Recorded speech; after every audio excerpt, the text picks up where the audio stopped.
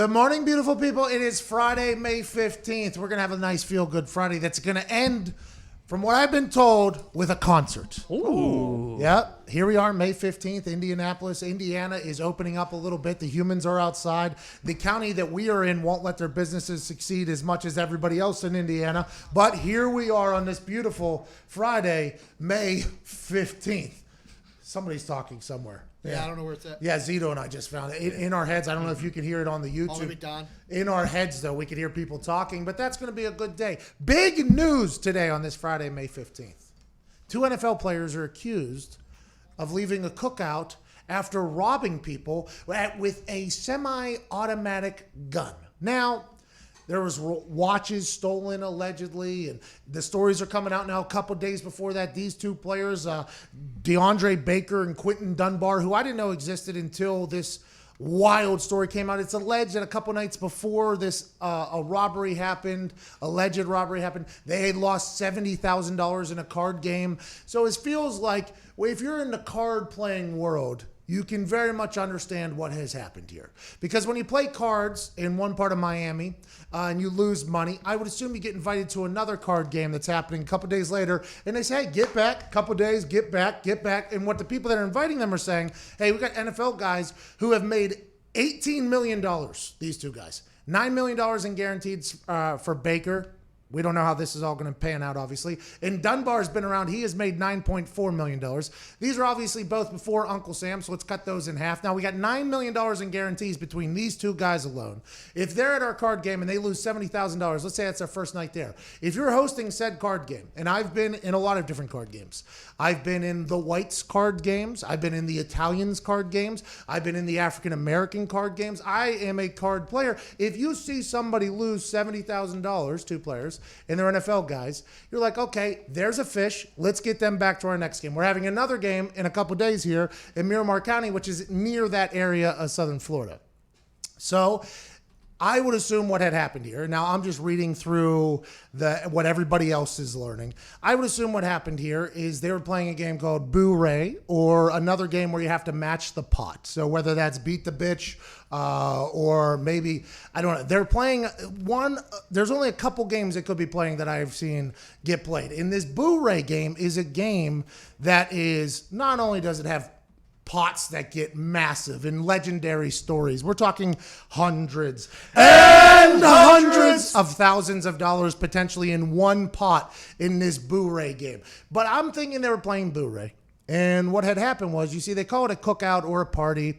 I would assume that either they won and the other people didn't want to match the pot or give the money that they were supposed to give. And if they lost $70,000 a couple nights before, let's assume that the pot was a big one, maybe near $100,000. And either the other party that they were playing with or against, and Boo Ray is an individual game, so they'd be each individual party. But let's say it's somebody, the other people didn't want to pay, or they lost and they didn't want to pay. And on their way out, they said, we already lost $70,000 2 days ago. Don't want to lose another $100,000, $200,000 here, whatever this is. So instead, we're out of here. By the way, before we get in our Lamborghini, in our Benzo, in our other car that people are saying were getaway cars, I'm not sure you would drive 3 cars with 3 people if you're a getaway cars. I don't know how that works other than GTA. I don't think you want a Lamborghini either to be your getaway car, because that seems to be rather flashy. But they're saying they had their getaway cars. They're thinking it's planned because another person was in there who had a mask on. We're in the middle of a coronavirus. Everybody has masks on at this point. So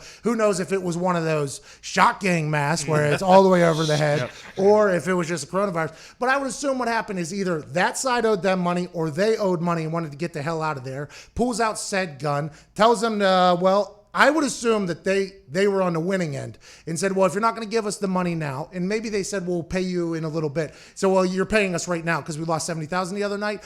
So just give us your watches. I have seen somebody lose enough money that they had to take the watch off of their, in lieu of cash at a later point, just take said watch. Here you go. I've seen this happen. I have seen somebody who has a car on their wrist, in which there was a couple Rolexes robbed, the other, which is $16,000, $20,000, $30,000. I have seen people have to take off their watch and hand it over to somebody as opposed to paying. I think this is probably what happened. Am I saying it's right? Absolutely not. But I am saying this is classic gambling card game alcohol, a lot of losses, not going to happen again. We're getting the hell out of here. And I'm excited as these stories roll out. I would assume Baker and Dunbar are going to have their side of how this all happened. But as somebody who has played in, I feel like, a lot of sketchy places, which is not something to be proud of, obviously, but you can look out how I got to college, basically, to play college football. I mean, this is something that you could definitely see happening. You've heard stories about gambling before where somebody owes somebody, where somebody would bring a gun in and threaten them if they wouldn't do it. I've seen people have to take off watches to pay debts. I would assume this is a debt that happened out of nowhere, maybe a couple drinks, libations. Good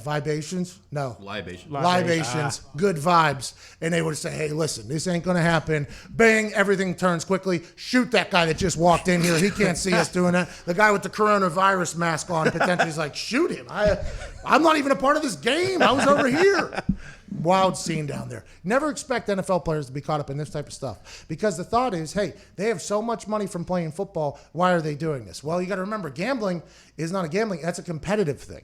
So whenever you're playing cards and you're losing, that is in one, especially if you got guys wearing Rolexes on the other side. So let's assume this is a pretty flashy game, right? This is a rather large game that is happening.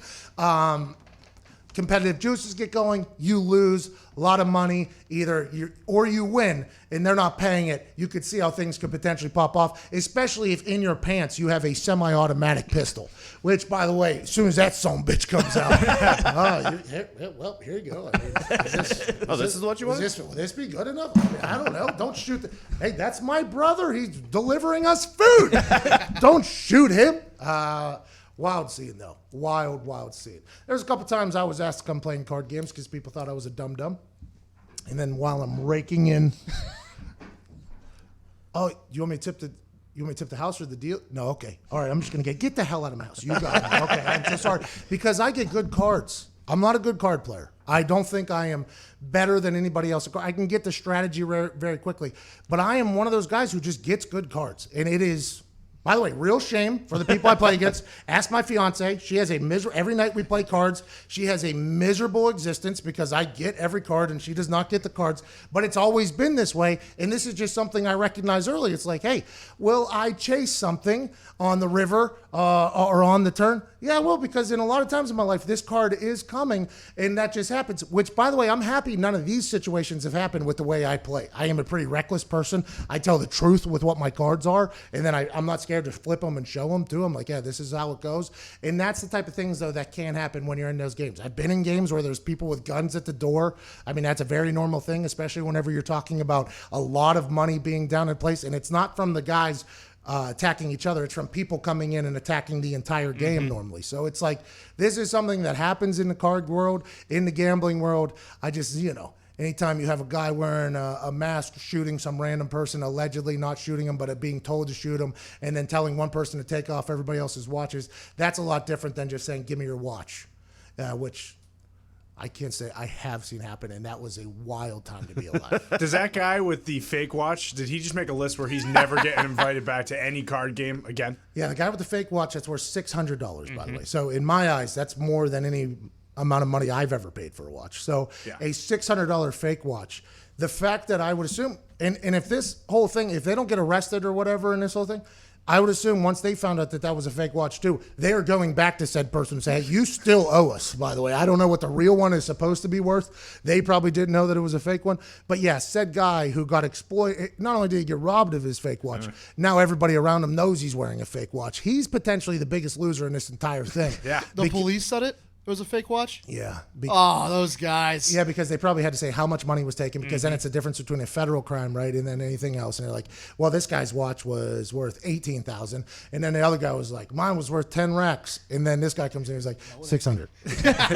And keep it down. And by the way, his friends were like, man, that was fake. It was fake. It was fake. The fake one is the same brand that Odell had been rocking. So I mean, they're not cheap. Not cheap. They are not cheap. The fake one that he was wearing on the field, or the real one, the original real one? The real ones are not cheap. Yeah. So I would assume, if I am to give my final guesstimation on what happened here and how a semi-automatic pistol, or maybe he had an entire I don't know how you would fit that in your pants if you're just walking in with that. I think you're kind of setting the tone for the entire game, by the way, if you do that, which, by the way, could happen. I'm not 100% sure.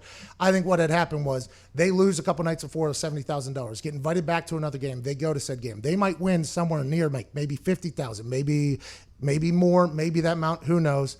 They decide, hey, we'll get you tomorrow or something. Hey, no, you won't give me tomorrow. I paid you 2 days ago. Bing, bing, boom. Guns come out. Well, you're going to give me those watches then. And then now it's the whole thing. I'm not saying it's right by any means, but I think that is probably what happened if I had to guess. Well, and if that's the case, I mean, they really got done dirty by the media here because technically they won that stuff. They weren't stealing. They weren't stealing anything. This is what happened. I mean, it's And this if is what that happens is what happened. when casinos are closed. Casinos need to reopen. Well, not only casinos are being closed, you got to remember the governor's like, hey, professional sports can happen here. So now what? The card games, professional athletes, they're just back in the game. They're like, okay, the guy said it. We can. Or the governor's a male in Florida, female. On it. One of the two. We're not in the politics game, but the said governor of Florida says, "Hey, professional sports, come on back." It's a guy, all right. Dude, governor says professional sports are back, and the professional athletes are like, "All right, professional sports are back. Let's get this card game together." They lose 70,000. A couple days later, they're like, "Well, that ain't happening again. Let's win." Oof. Don't want to be in that room, by the way. Though, whenever people are being told to shoot people and stuff. I'm okay. And by the way, you don't know. Okay, let's say, I'm not getting into it. I don't want to sound like a sympathizer for guys that pulled out semi-automatic weapons at a card game because that's, hey, don't disrespect cards too, by the way. Right. There's a little bit of sanctity, but they're probably saying, hey, they're not paying us. That is the respect of the game. I don't know how to say it. But if you're robbing somebody and somebody's about to walk in, your probably first reaction is, well, that person can't see that. Or do they have a watch on? No. Okay. Well, shoot them. Smart. This is not good for the NFL. It just made me want to play cards. This is not good. Yeah, I play every night still. I played Boo-Ray. I think I played Boo-Ray 3 times. And that is a game that you have to match the pot. If you lose, you have to say, it's like for the whites in the middle of America. It's like euchre. It's like spades, but spades, it's competitive, and you're all alone, and you can draw, and you can be by yourself. And if there's a split pot, no winner. If you lose completely and you decide to stick around, you have to match the pot. And literally, there's chances that one particular pot can last for hours. I mean, it can be hours and hours and hours. And you're looking at your cards, and let's say you're playing euchre, you're looking at your cards. Imagine a pot was out there for, I don't know, $60,000, and you're just looking at your 5 cards, and you're like, all right, are we ready to go for potentially a down payment on a house? Right? And that's what you got to do. And then people fold, and then you got to ante, then the pot builds, and then all of a sudden you get to 1 a.m., 2 a.m., 3 a.m., and the pot is at a massive thing. And it's like, all right, we have to stick around now. I can't leave, because if I leave, then I've already dumped what? $15,000 into this pot? No way I'm leaving now. And that Boo-Ray game was something I saw it on the back of a plane, team plane, and I was been a card player for a long time, and I saw them have cards out in the back or whatever, and everybody up where I was at was dead asleep. So I almost got summoned to the back of the plane, which was kind of cool. And I walked back there, and it's everybody. It's all the OGs or whatever. And I'm looking. I'm like, "What game's this?" And they're like, "Oh, you want to play?" And I'm like, "No. I want to know the game first." So I start watching a couple hands, and I start to get it. And I'm like, "All right, I'll jump in." And I played for a couple hands, and the biggest hand I got was only a couple $1,000s. But then you hear the stories of while you're playing, obviously, they're like, "Hey, couple of these pots," and then they point at somebody like, "Hey, tell them about," and now they're going to be 120,000. I'm like, what? This is going to get to 120,000? They're like, well, you can leave anytime you want. I'm like, oh, okay. So this is how this game, or that Boo-Ray game, is something that I've never seen before. And then once you start playing it, you can see how people can get addicted to it. And then you can see how people lose a lot of money. And you can see how people can be very, very upset very quickly. And there's numerous stories about said Boo-Ray in the professional athletes world that have leaked out into the public. And this is another one. I don't think there's any chance it's any other game other than Boo-Ray. Yeah, I would assume most of these games get contentious. If you're playing for 7 hours and you have $100,000 pots out there, you're going to be probably boozing or doing some other stuff during the course of the game. Yeah, I'm sure most of them end up not like this. No, I don't. By the way, I think there's a respect. People that play cards that gamble at those high levels, right?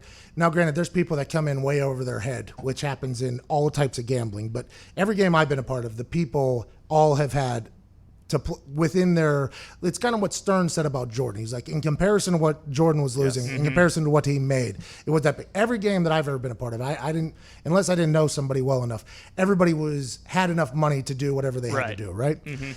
In those games, though, where maybe somebody doesn't have it, I could see that's where it could potentially become a problem, because then one side you're like, well, this person's never going to pay me. They just tried to dupe me here. They try to get my big money, but now that I've won, they're not giving me any money. That's where you could see that. I've never been a part of that type of game. I'm thankful I haven't, because I could see my ass being one that would want to get shot by other people because. But by the way, if you're in that game and you win a bunch of money and they don't want to pay me, what am I, some bitch? Like, what do I do then at that point? I mean, I'm not going with semi-automatic pistol, but I at least got to go, hey, you want thunder and lightning? What do you do? I don't. So the guy with the fake watch couldn't match the pot, and that's what happened. I mean, I don't want to piece anything together before any, real facts come out. Of course not. But here in this world, if we were to guess and project what potentially happened when two guys who are in the NFL who have at least $18 million in guaranteed money, cut that in half, $9 million in guaranteed money, playing a card game with people who had Rolexes, 14,000, 18,000 Rolex, $10,000 Rolex. It feels like something happened where somebody probably didn't have the money. And there was probably some anger, and that could potentially happen when you lose $70,000 the night before. And that's why we at this show say, if you're going to gamble, we understand. Oh, yeah. But do it in a fashion that you can handle. And if you don't do it, by the way, you're a stooge. You're ruining gambling for everybody else who does it properly. It's like the people who, can't do the alcohol in a proper fashion. They can't handle the edibles in a proper fashion. Yep. So they kind of give a bad word for everybody or a bad name for This is just like kickers and punters of the past that were tearing their ACLs when they were dancing around. It's like, hey, you give us all a bad name. Don't do that. And that's why we here say, if you're going to gamble, do it in a smart fashion, because it's a great time if you do so. And whenever you win, you're going to feel like a king. What's up, Zito? Apparently, Gilbert Arenas' favorite game was Bourré. That makes sense. Yep. It was actually the reason why he was suspended one time. Yes. Yeah, Bourré is the game. Because Kids who play, yeah. Well, it also, you got to remember, when people have a lot of money, gambling, just like for Jordan, at $1.4 million, he said he wants to bet enough that makes it uncomfortable. That is the actual quote that Jordan has told people. But for him, he wants to bet enough that he feels something. Bourré is a game that no matter how much money you have, the pot could potentially become something that you either want to have or don't want to lose. Yeah. And when you sit down in one of those Bourré, you are rolling the dice. Because I played 3 games or whatever. Any one of those pots could have became a pot that I could not have afforded. Like, and what do? I have to be like, I just can't afford it anymore. They're like, oh, okay, thanks for the donation or whatever. Now I'm the stooge sitting there. Oh, they kick you out. Putting up a car. No, you can get up and leave. You can get up and leave, right? If you don't want to continue to ante in and you don't want to stick around for another 4 hours while this pot is continuing to build, you can leave. I don't know any human that has, but you can if you can't do it anymore. And that's like a welcome thing. I think there was even a couple times where like, oh, you got to, like, even, like, oh, you got to, like, I think that's a part of the game, like getting you out of the. It's like a mind game, essentially. Yeah, like the Steelers, the story came out, the Steelers were playing Bourré until 7 a.m. the morning of the Super Bowl. I mean, that's what happens with Bourré, because the pots get so big that you cannot leave. You literally cannot leave. And you're looking at your cards and you're like, are you good enough of a euchre hand or a spades hand, or anybody knows those games if you don't know what Bourré is? Are you a good enough hand that if I draw one, because you can draw one, are you good enough to win $100,000? And you look at your cards and you're like, son of a bitch. I got, what, 2 4s in here? Now I got to hope that my draw's good, and my draw comes back and it's something worse. It's like, all right, I'm screwed. It's a lot of calculated risk in that game, and one of the risks is if you don't pay, there's a chance, you lose your fake watch. But if you're outside of that world looking in, you've never heard of this. That story last night had to be one of the most alarming things you've ever read. Roger Goodell's like, what? He's got semi-automatic pistol in there, robbing people. Told a guy with a mask. By the way, what a way to word it. If that turns out to be a coronavirus mask. Yep. What a way to word that. So it's like, they came in with the, they had getaway cars. One was a Lamborghini. I mean, this is fresh out of a movie at this point. But then once you start piecing it down, it's like, oh, this is a card game that went very wrong. I mean, somebody didn't pay somebody. And that can't happen. Can happen. All right, 18 minutes after the hour, the boys are here at Nick Moraldo, at Tone Diggs, Ty Schmidt, Jason McAfee, Viva Lazito, Evan Foxy, and on the phones, 1-833-622-3331, Boston Connor. What's up, Finkel? What's up? What's going on, dude? Just kicking balls and stuff back here. Where'd you get that helmet from? What do you mean, where'd I get the helmet from? Fun fact here, single bar there. You could probably snap that down and up if that's an actual helmet. Oh yeah, I can't. Yeah, there we go. I wanted that helmet when I got to the NFL. So when I got drafted to the NFL, there was a guy named Gary Player that used to play for the Browns and a couple other teams, and he had this handlebar mustache, and he knew it. Okay, I think he was a punter. Yeah, I think he was a punter. And he used to flip that son of a bitch down, right? He would flip it down because he knew that this mustache deserved a little shine. So I said, if I ever get to the NFL, I'm going to do the single bar. In college, I tried. They wouldn't let me. They're like, no, come on. You can't do that. Then I get to the NFL. I'm like, the NFL will let me. I'll go, I need the single bar. First day I'm there. So I get talked to because a couple of days before I end up in the facility, I do an interview. And I guess I showed personality in the interview. So I was obviously talked to by the Colts PR as soon as I get there that this isn't about becoming a star. This is about kicking a ball. And I'm like, okay, you got it. And then I go right in the equipment room, like almost a second after that. I'm like, need a single bar helmet. Need a single bar face mask. And that's when the equipment managers, by the way, became my my boys. Because the one guy, he's from New York. His name is Frog. He goes, what? I go, the single bar thing. I would like the single bar. I don't think you're allowed, bro. I'm like, I am. I've seen Gary Player. You ever seen Gary Player? I think we did like an entire search or whatever. He's like, oh, this would be awesome. We've never had a single bar guy here. I'm like, I'm the guy.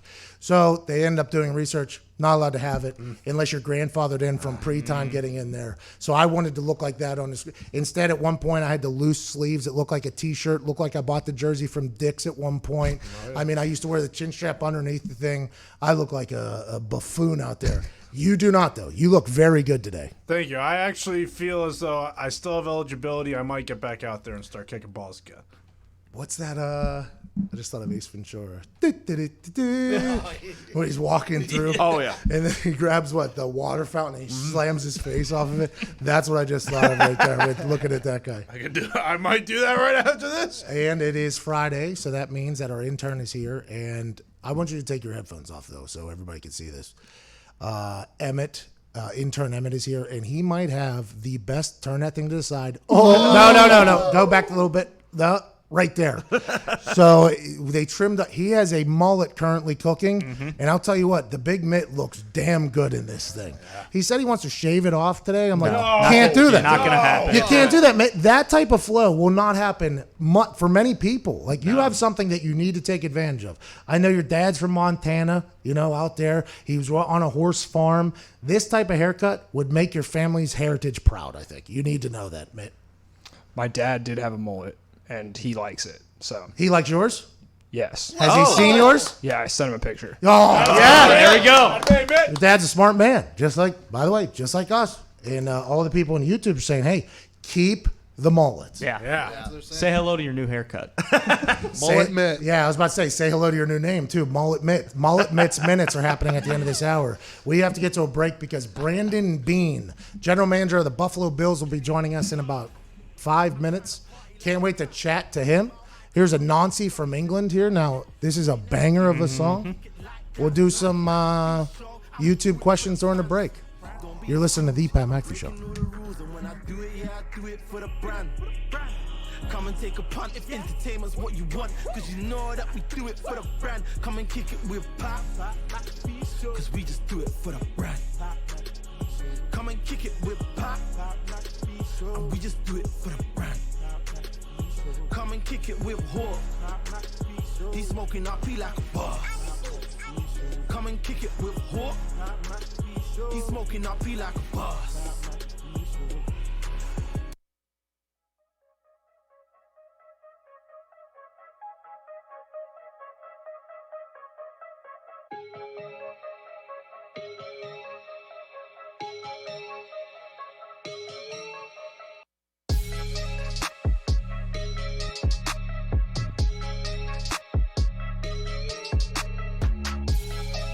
What is this? Huh? This is new twine. It's called Click Clack. Click, clack! Don't ruin it. I'm sure there's a part. Maybe you were right.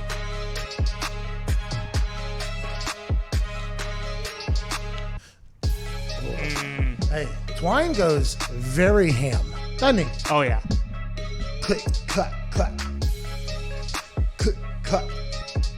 Did we look into the No, I won't say it because I don't know if we have yet. I'm not saying it. I can't. Say it. Can't say it. Don't say it. All right.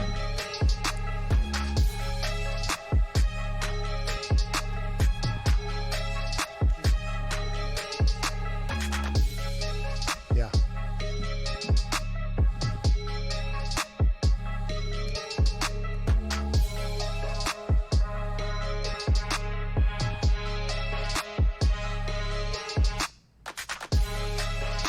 You know he's singing towards the camera.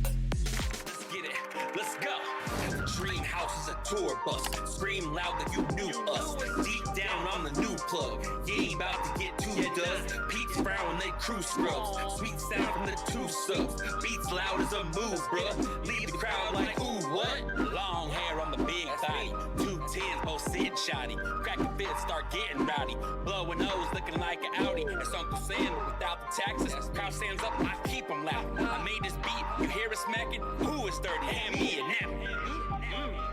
You probably wasn't expecting this. What expected?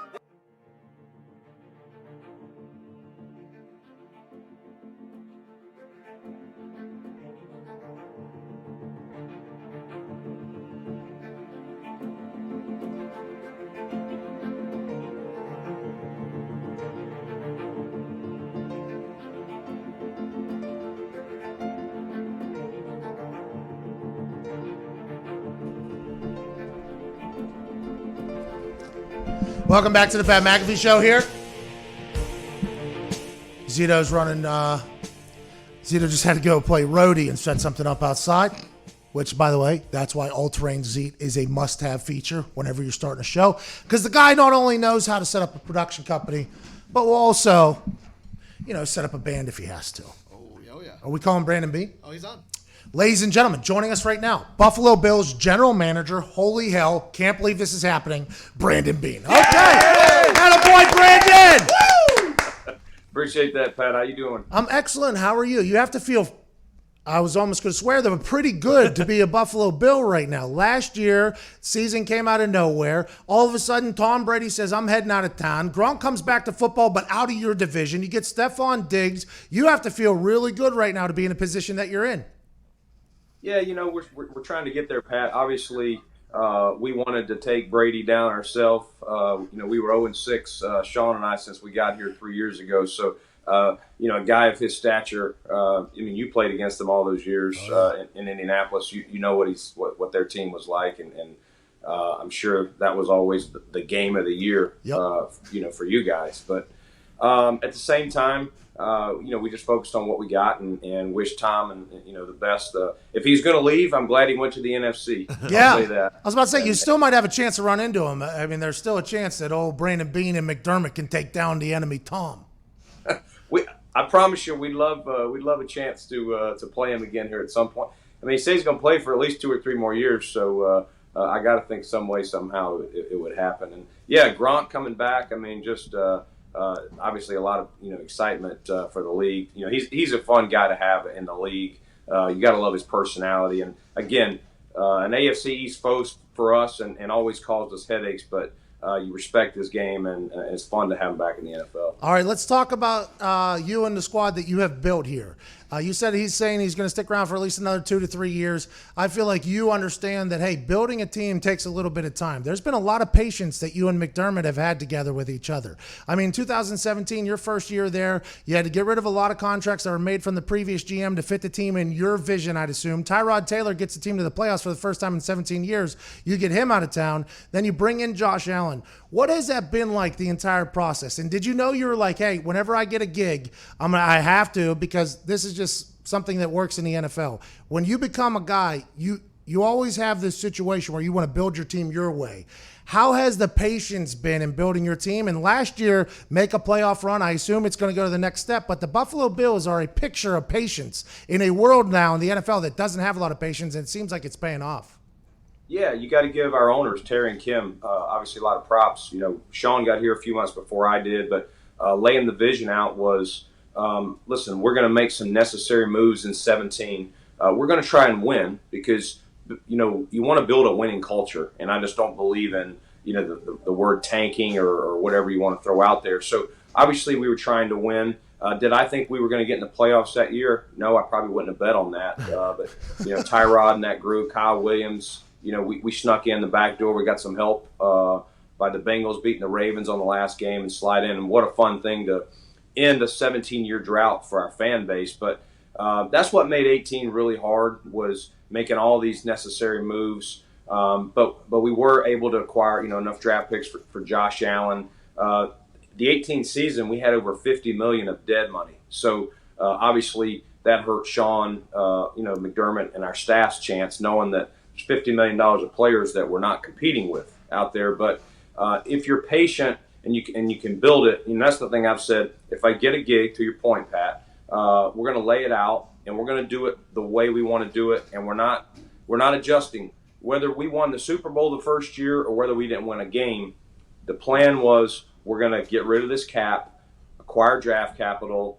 find a franchise quarterback, and then build it from there. Okay, why was Josh Allen your guy? What was it about Josh Allen? And then obviously the first year, he has those glimpses of greatness. The athleticism is off the charts. And then last year, he gets even better. Everybody on earth is expecting him to get even better. But let's go back to whenever you pick him up and he's the guy. What was it about Josh Allen? And were you worried about the small school thing? Like, hey, I don't know how this guy's going to transition? You know, that's when you're scouting him, you're definitely trying to watch. All right, who is he going against? You know, what corners? You know, what receivers does he have? And unfortunately, it is what it is. He's playing at Wyoming, but you still have to give him the attributes of the arm talent, the athletic ability, the prototypical size.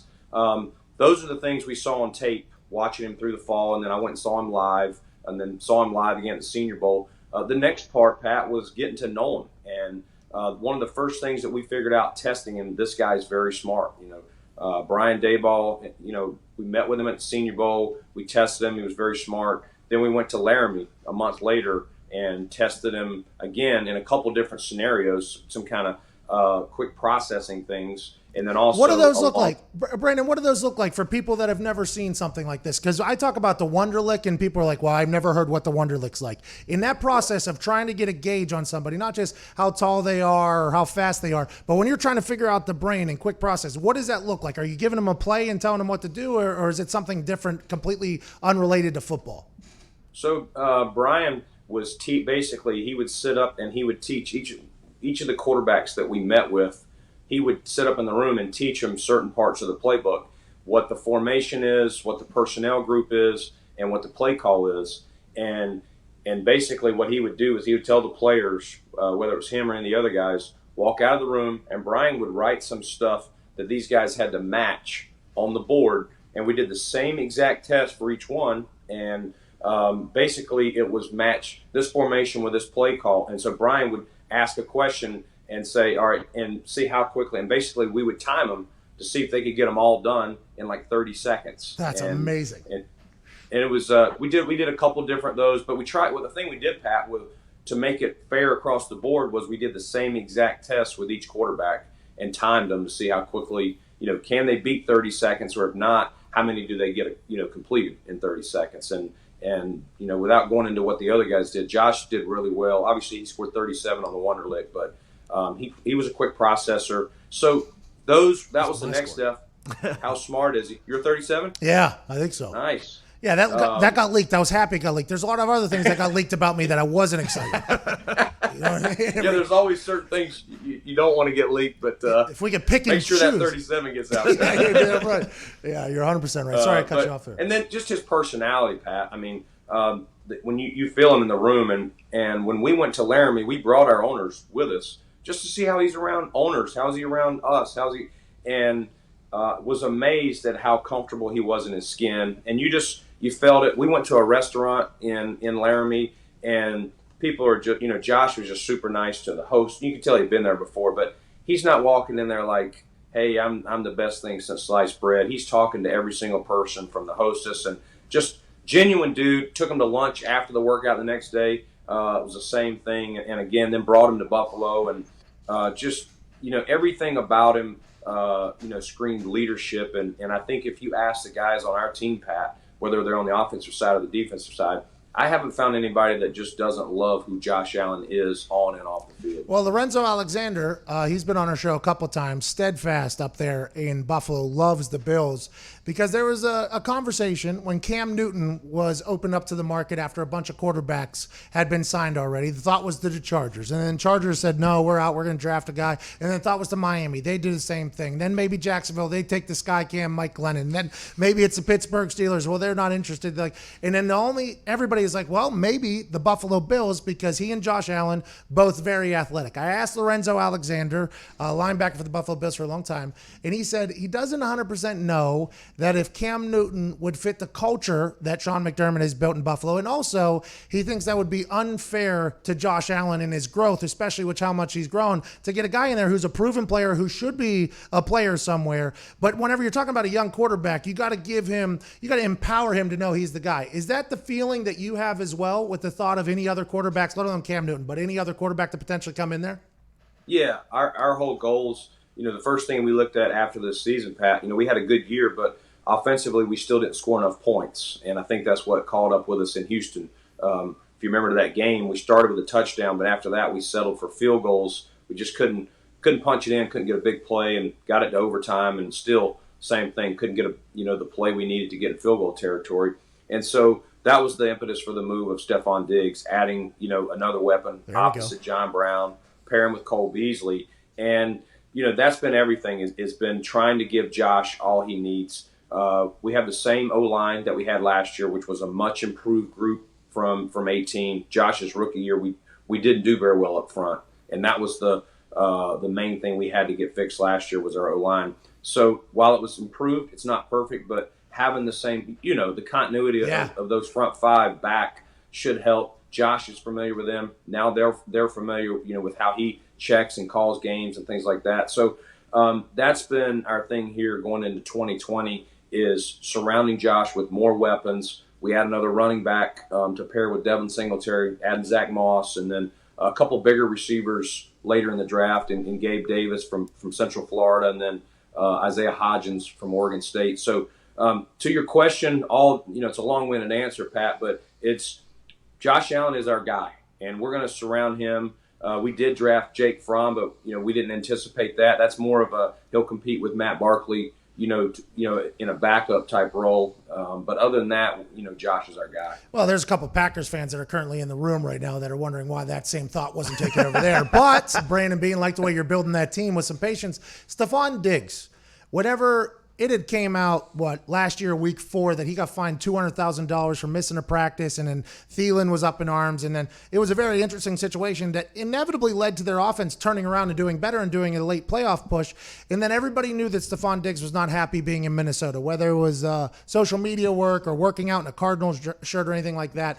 How did that whole process come about for the Buffalo Bills to be like, hey, here's a guy who is an unbelievable talent. For whatever reason, it's not working with Zimmer out there. He's a guy that's available. Let's go get him. How did that whole process happen? And do you have guys in your mind during the season or after the season when you do that evaluation where you're like, if this guy comes available, we need to get him in. If this person becomes available, we need to get them in. Is that how that goes?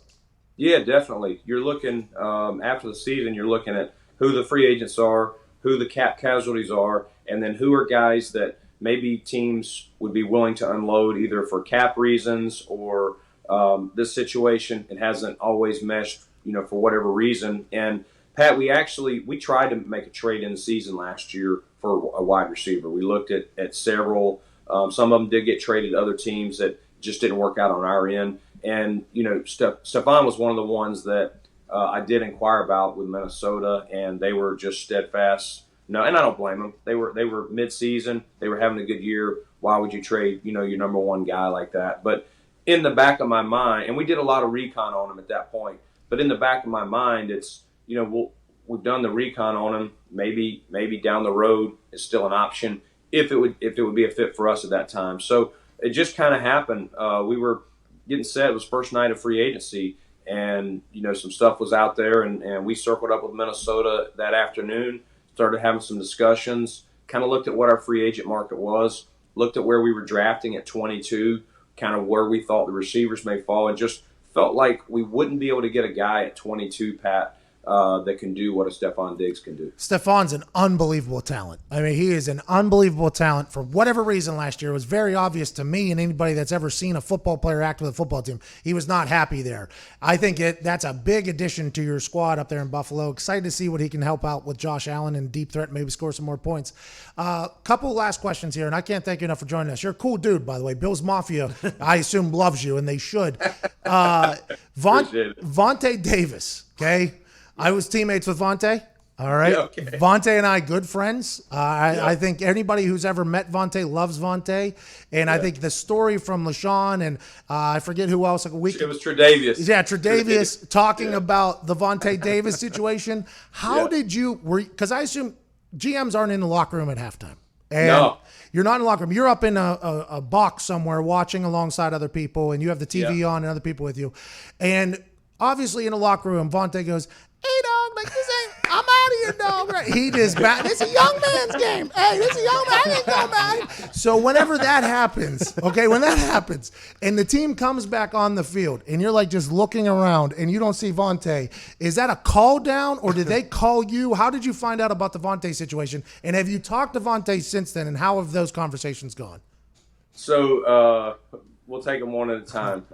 Something I'd never seen, and Vontae, and I can say I've seen a lot of things. That's when I said I've seen it all. An NFL player. I mean, I've seen a kid in Little League walk off the field like he's ticked off. His mom or dad's not happy. Get in the car, Johnny. We're going home. But I've never seen it from an NFL perspective. And no, I got a text, and I didn't understand it, to be honest with you. I got a text from the locker room basically saying, hey, Vontae's done.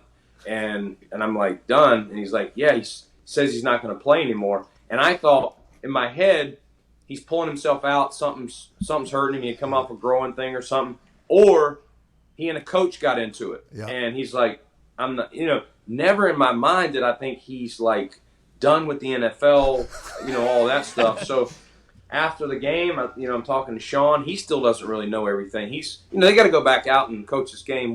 We'll deal with this later. And so you're asking questions like, no, he literally got dressed in the locker room at halftime, packed his stuff, and drove out. So, I called his agent and tried to reach him, and he was in the middle of it trying to figure out what was going on. I don't think we honestly thought – I thought maybe something was underlying that I still didn't know about. Like, okay, he's going to come in tomorrow.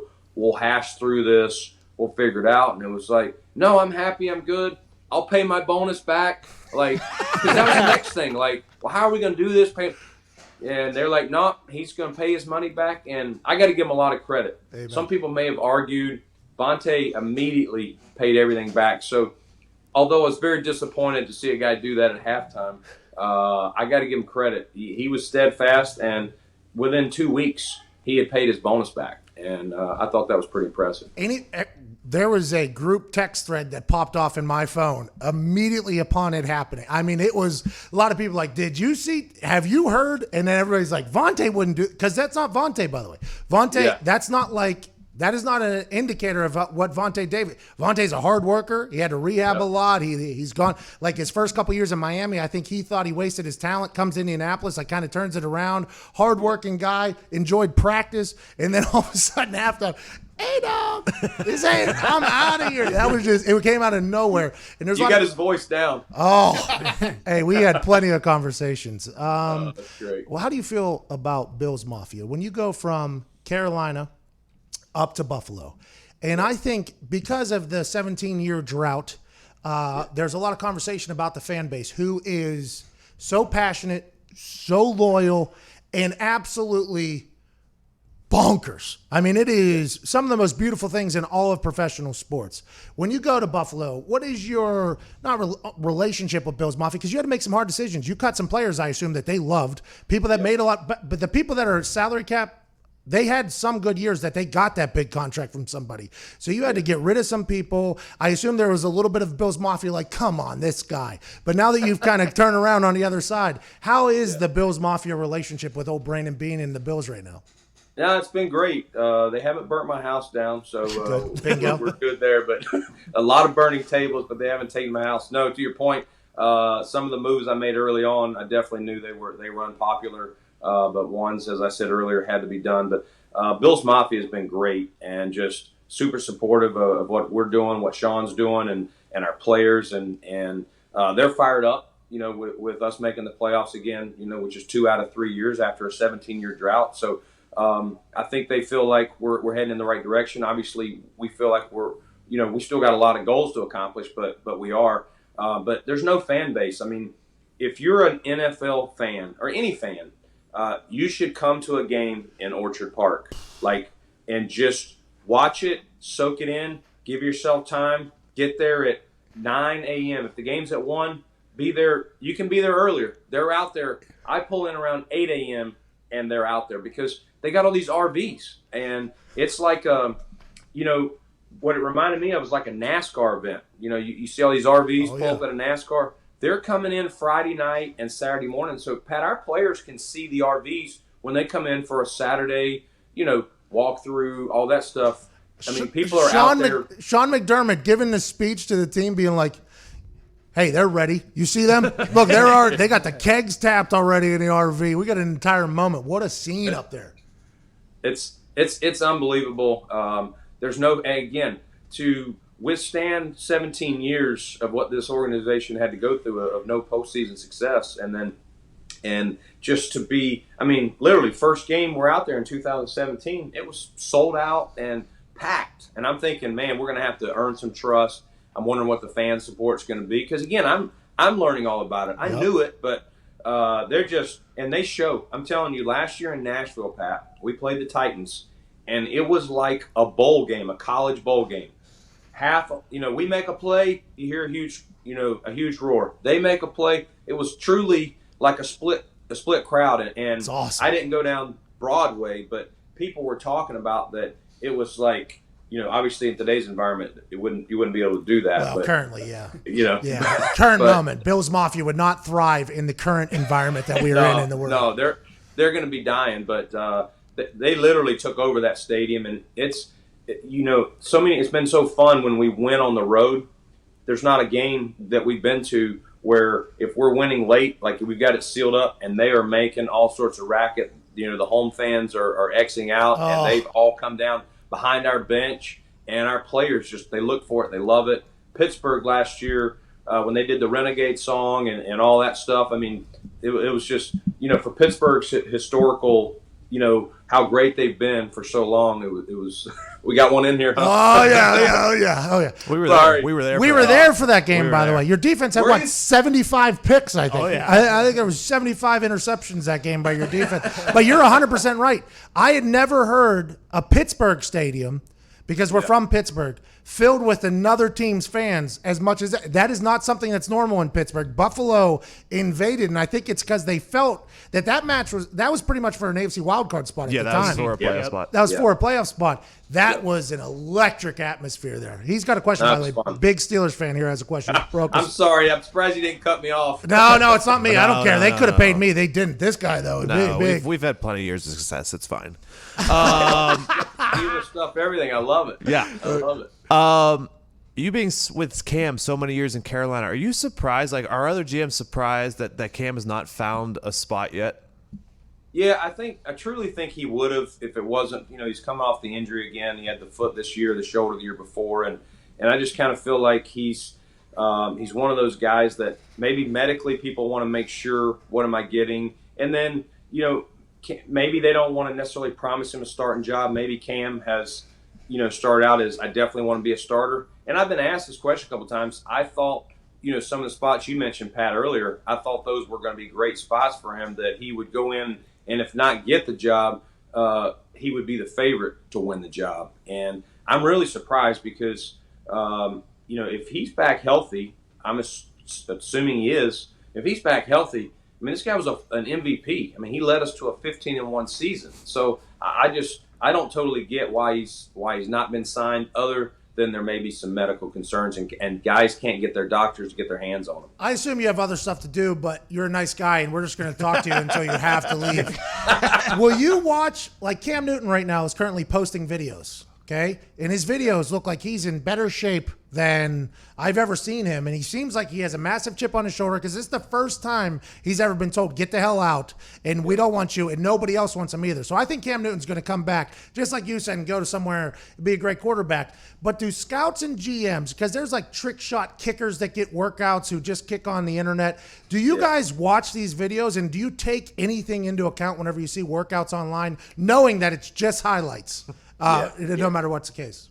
Yeah, you flip them on. At the end of the day, I've seen some of our guys putting some stuff out there, working out, whether it's receiver, he ain't dropping the ball, quarterback, he's throwing a great dime, in there. And I'm like, okay, where's the other ones? Where's the drops? Where's the missed throws? But in all seriousness, you can still see him do it. And if Cam's I haven't seen his videos, but if he's out there posting some stuff, I have no doubt, Pat, that's the exact words I used. I was asked about him a few weeks ago, and I'm like, this guy is coming out. He's being told, no, we don't want you by a lot of teams. He is going to have the biggest chip on his shoulder. He's always played with one, but he's going to – I wouldn't bet against him, and I'm surprised that somebody hasn't signed him yet. All right. Well, we appreciate you so much. I like by the way, listen, I got football to pay attention to. I'm not putting a damn thing on the wall behind me. I love it. Nah, I'm at a buddy's house, so I threw this up, and so I'm in a bedroom. So are you golfing? Hopefully this weekend. Hopefully. How's your game? I haven't played yet this year. I'm decent once I get going, but nice. This may be ugly these first few rounds. Well, I'll tell you what, you're an incredible interview. Most GMs can't do this type of thing. I can't thank you enough for joining us. You're the best for this, honestly. Nah, appreciate it, Pat. Anytime. You guys stay safe. You got it. You too. And good luck on the course this weekend. Ladies and gentlemen, Brandon Beane. Appreciate it. Man, that was awesome. Thank you. Good guy. That was awesome. Yeah, I don't like it. GMs. They Don't know like everything. it one bit.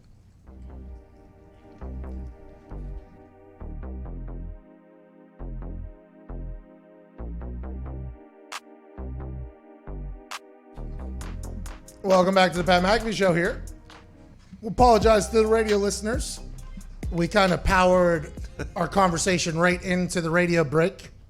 If you missed it, the rest of the interview will be posted on the YouTube and also on the podcast, Pat McAfee Show 2.0. But Brandon Beane, Bills GM, what an awesome conversation right there. That's a guy, by the way, not a lot of GMs you want to have a beer with. I would like to have Chris Ballard, like to have a beer with him. Mm-hmm. Brandon Beane, like to have a beer with that guy. I mean, that was Tom Telesco. I don't know if I'm going to have a beer with him, but would like to play ping pong with him. Yep. There was a lot of insight in there from Brandon Beane about a lot of things happening in Buffalo and also in the NFL in general. That guy was awesome. Yeah, I said it to you this morning. I love when you talk to GMs just because I think they have more knowledge than almost anyone in the NFL. and picking their brains is the best. Well, they have to know everything. They have to know the business side of the things. They have to know about player development. They have to know about the coaches. General manager is not an easy gig to be. It's not easy. There's only 32 of them, and they come and they go if you don't have success. The fact that the Bills have had patience with him, I assume it's because the conversations they've had with him, they were like that. They're like, okay, this guy gets it. Hey, his boy just took a ricochet shot for having a terribly designed, decorated room. But I'm thankful, Brandon Beane. Shout out CFO Phil for making that happen. CFO Phil booked Brandon Beane there. That was a good convo. I hope they win. I hope Brandon Beane has massive amounts of success. They're going to. And I think they have a chance to. Well, you don't have to hope for it. You can just let it happen. Oh, you're talking about because the Patriots no longer have Tom, but he still got Bill. Hey, relax up there, you're saying. Well, and, maybe root for the Patriots once in a while. Okay, well, that's not going to happen. Hour 1 wrapping up on radio. We'll see you on the other side with Hugh Jackson. This is the Pat McAfee Show.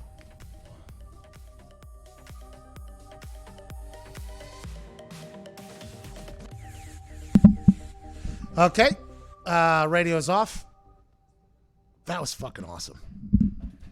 That was fucking stinks. How about him watching around, looking around teams, and he's like, hey, this guy seems pissed off. Let's go ahead and see if they want to come over here. And they say they try to get Stephon Diggs. And who was another wide receiver that got traded last year? I wonder if they looked into Odell. Like now this is the guessing game that we can play because there's nothing else to talk about really aside from armed robbery. Sean Payton has unloaded. We'll talk about it in the second hour. Sean Payton has unloaded on the NFL about this whole Bountygate thing with James Harrison that potentially happened. I don't think it was a bounty. I think it was more like potentially Tomlin being... Now, granted, it does sound like we make excuses for people, but I feel like once you learn a little bit more about said culture and things that could potentially happen, it's not excuses. I don't think it was a bounty. I think if anything happened, you use an envelope, it's normally for at least $5,000, right? You're not enveloping for a couple $100. It's for $5,000.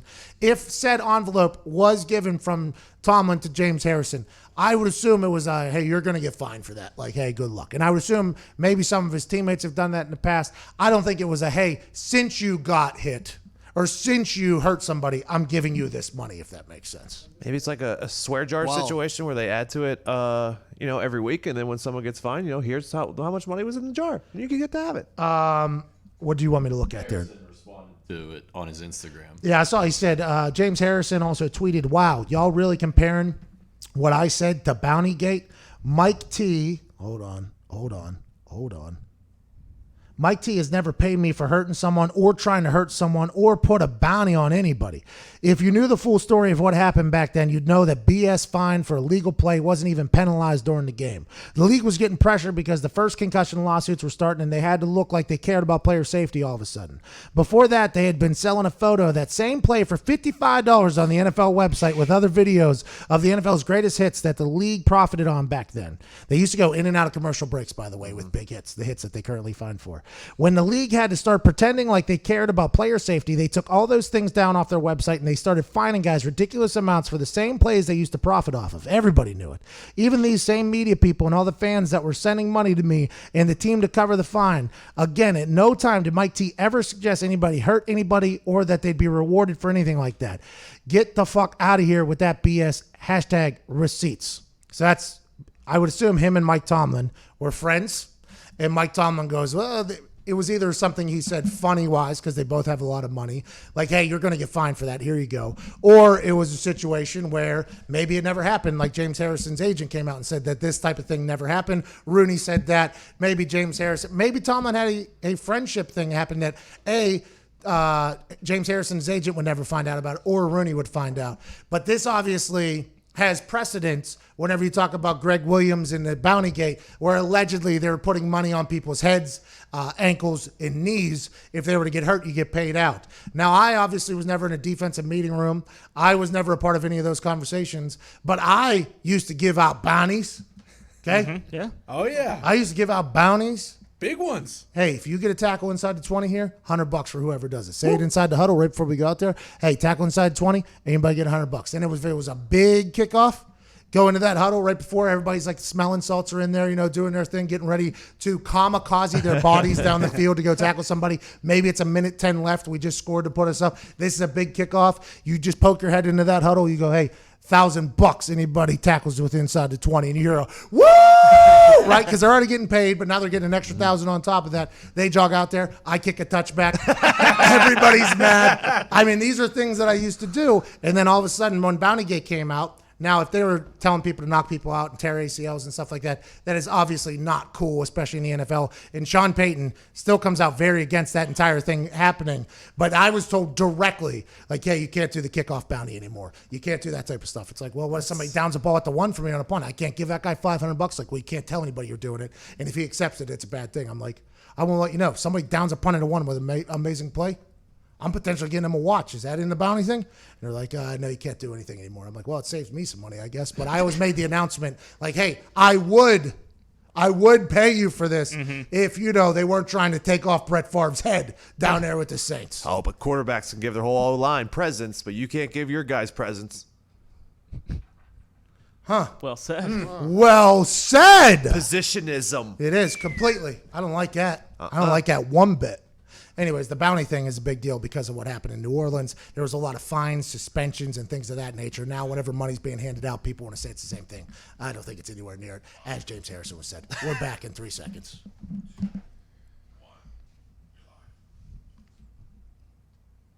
Welcome to the Pat McAfee Show. It is Friday, May 15th.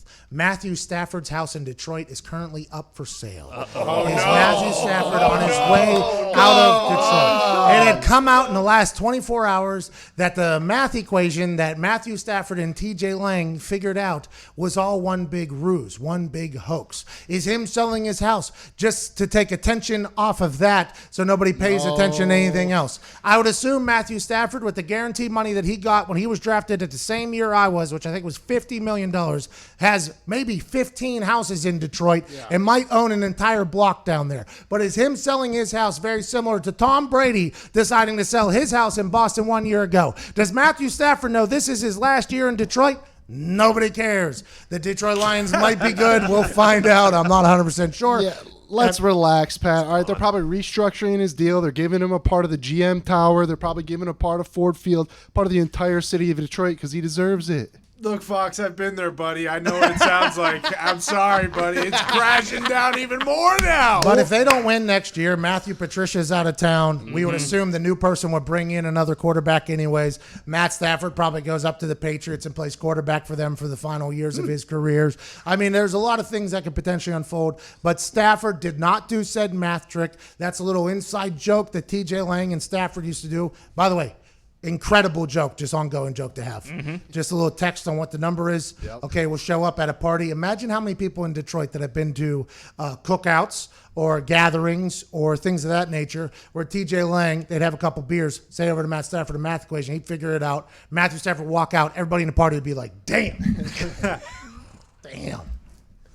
Matt Stafford last night did I don't even know what type of math that is called. Yeah, I don't know. Multiplication. It's big. Big math. Big math. I watched Matt Stafford. He went to Georgia, and I don't think anybody's talked about how smart he is. Do you know how smart he is? Last night, he figured out a math equation in like 15 seconds. It was like Rain Man. Tick, tick, tick. Him and TJ Lang. Imagine the party trick, how many times they have done that, and it's worked every single time. And then it worked too good, and then Matt Stafford is probably getting calls from mathematists and things of that nature. And they're like, hey, listen, I know you're not a scientist, but it does feel as if you're a mathematist. Let's talk about your math. And Stafford's like, I can't actually. And then they had to come out and break the news. That's what happens when you have too much of a good thing. And Matty Stafford and TJ Lang, it got too big. They did not expect that. And now he's selling his house to get the hell out of town. Come on. I mean, everybody, all his neighbors have seen that math trick, by the way. Oh, yeah. Maybe that's why he's selling his house. Because he doesn't want to go look at his neighbors in the eye because they all think he's a super intelligent math guy. Now it's come out that he's not. He's like, well, I got to sell the house. I can go buy, I don't know, a lake over there. I'll go buy Lake Ontario or whatever's over there. I'll go get Lake Ontario. I'll just move over there because that's what Matty Stafford can do. Or it means, let's sell this house now. We don't know how the housing market is in Detroit. Let's assume it takes some time, and we need to get the hell out of here as soon as this contract is up. Crazy that this will end up being the straw that breaks the camel's back for Stafford leaving the Lions. Well, speaking of broken back, I mean, he had one last year, Exactly. and he was playing through a broken back for this Detroit Lions team who was, I mean, they were in the lead a lot of games and never could pull it off, but history tells us that they're never going to go. No. But will next year be the year, Foxy? Yeah, we said it yesterday. It's been a crazy year. TJ Lang actually tweeted out a spin zone for Matthew. He said Matthew's lying. He actually did do the math. He just didn't want the media to ask him math questions every single time he does a press conference, and I like that. Well, maybe that's why he makes everybody call him Matthew. Yeah. Oh. It's Matthew. Lions do save $20 million, I believe, in cap space if they, trade him after The this Lions season. also go 0-16 without him. Diggs, which one do you want? Not if you would have drafted Tua like everyone told you to. That guy has a broken freaking hip. Whoa. I'm all about Matthew Stafford being the guy to lead the parade down Broad Street. Yes, no. What's the street? Oh,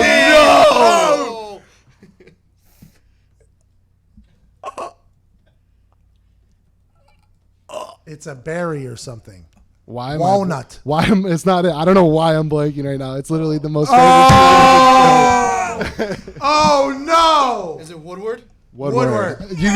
I was thinking Broadway the whole time you said that. Woodward. That's bad luck. Because I said that on the game, on the telecast, because Stafford told that to us the night before in the interview. He was like, I was like, Matt, there's a lot of people, and I assumed that my pregame interview was much different than everybody else's. I obviously had a sleeveless hoodie on. I was in there, and as soon as everybody walked in the room and talked to me, they had this smile. Joe Philbin, who was interim head coach for the Packers at the time, whenever we did the Packers interviews, he and I got a massage next to each other for an hour and a half in England. I mean, that guy knows a lot about me. So as soon as he walks in the room, he just puts a big smile. Aaron Rodgers, same thing. Stafford comes in, just big smile.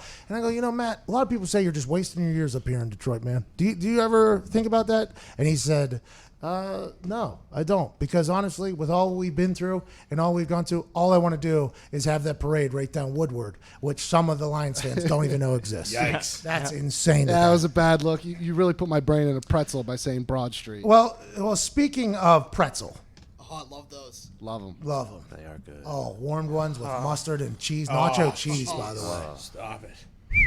When you're in Germany, the pretzel just comes, by the way, basically on the table. You know how we have like bread and stuff like that? Yeah. The Italians have the oil and vinegar. In Germany, it's just like pretzel with mustard. Yeah, you have to order the cheese, but it just comes basically, and it is.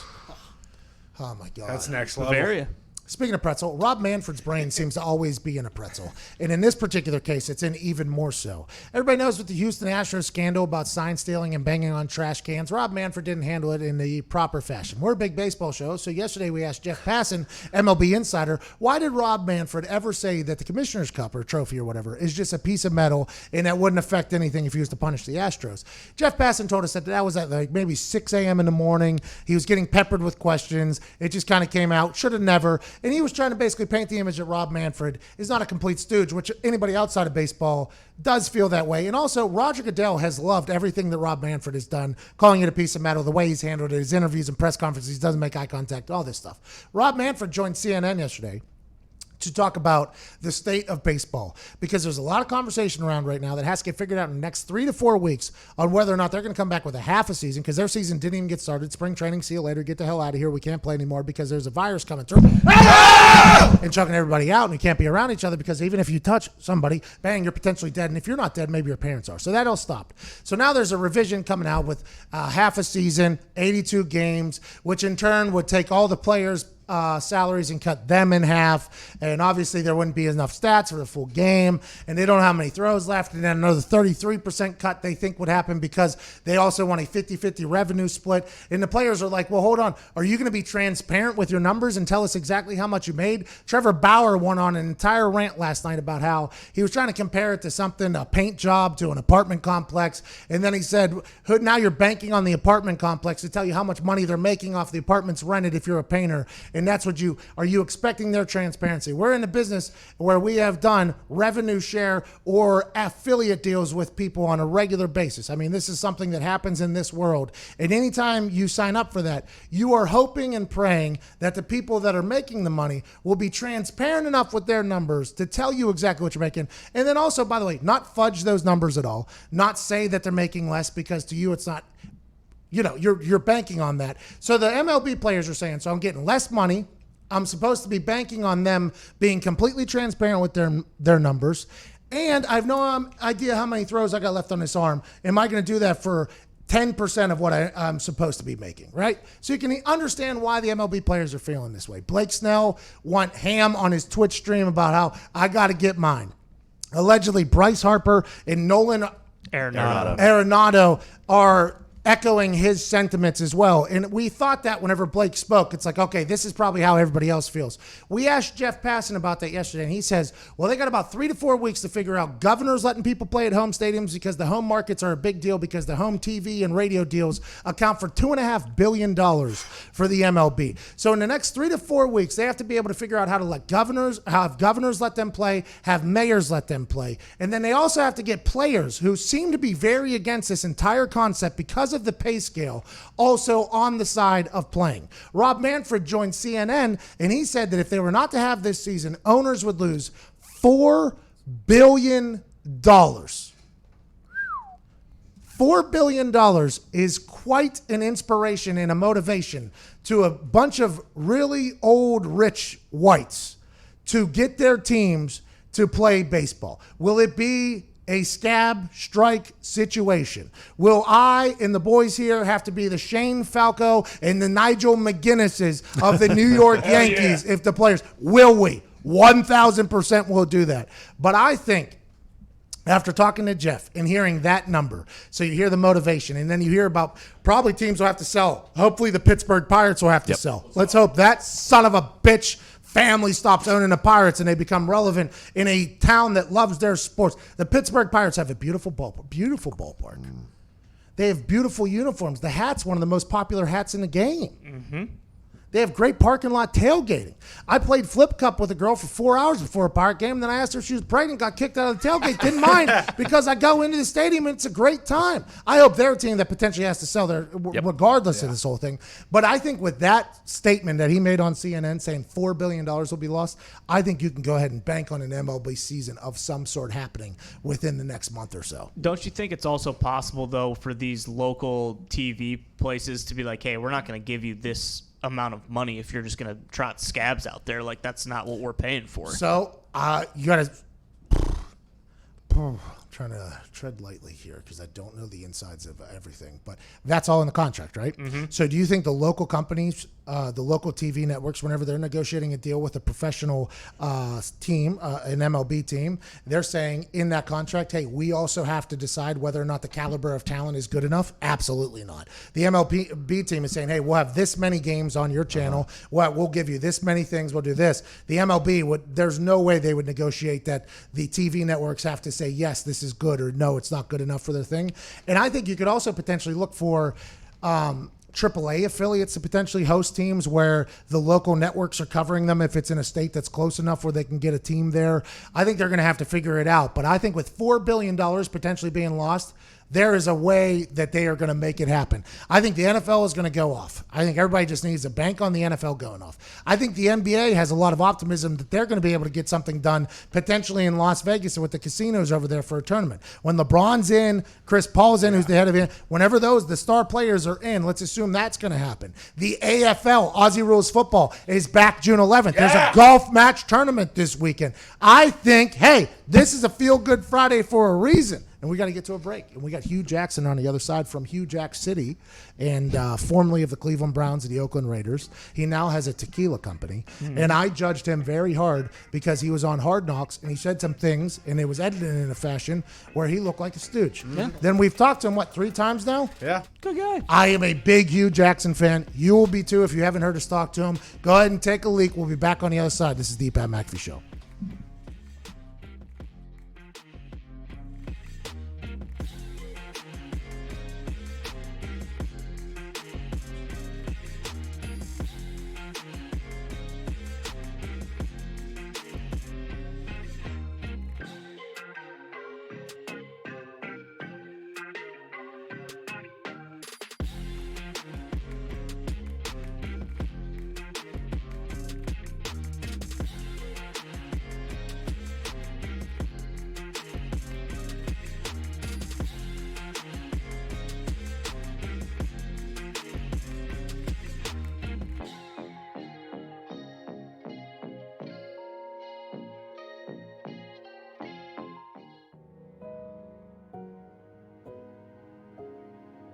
I could see how a guy like Richard Sherman, who's been in the league a long time and has had success, could be like, hold on.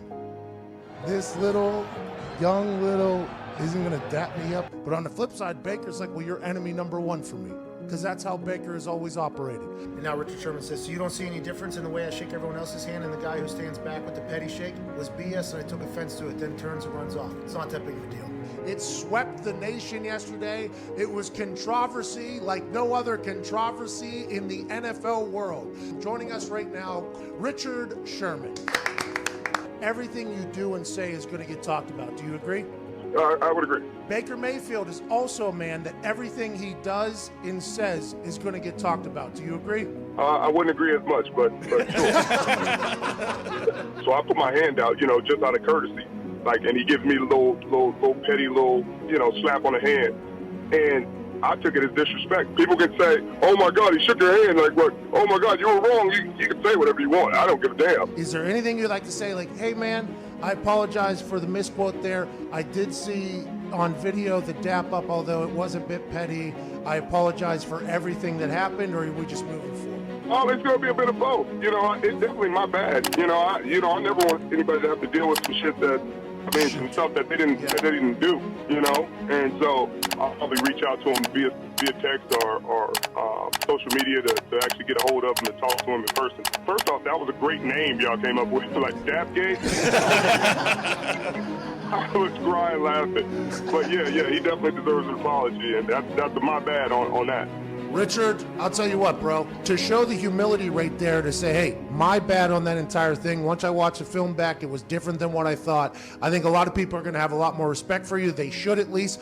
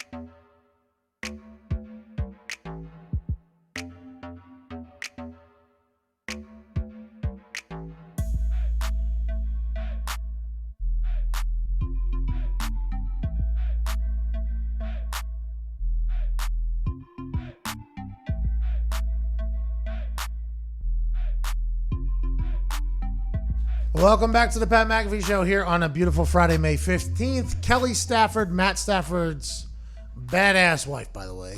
Oh, yeah. She beat some cancer. We got a chance to meet her. Cool lady. She said that they're selling the house because they're about to have 4 kids that are very young, don't want to be around a pool or a lake for said kid. It's not that they're trying to get out of Detroit. They're trying to get out of harm's way. And the first thought I have is there's no lakes in New England. I mean, there's an ocean up there, but she said nothing about ocean. Come on. No, they're just good parents. Father of the year, Matthew Stafford. Yeah, he's not a mathematist, but he is Father of the Year. Good decision. He wants to be in Detroit for the long haul. He told me right to my face he wants to go down Broadway. Ain't that right? Well, I figured it out. Broadway is right next to Woodward. So once you said Broad Street, my brain was in a complete pretzel. Yeah, okay. Well, let's pivot because we have a guy who is a big football mind.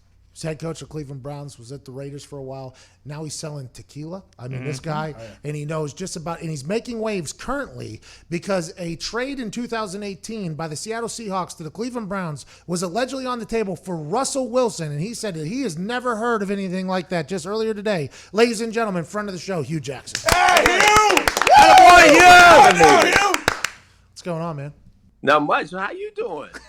Hey, that thing is so close to your face right now. I mean, it is. Hey, you are. Yeah, people are going to come after you there. How's life?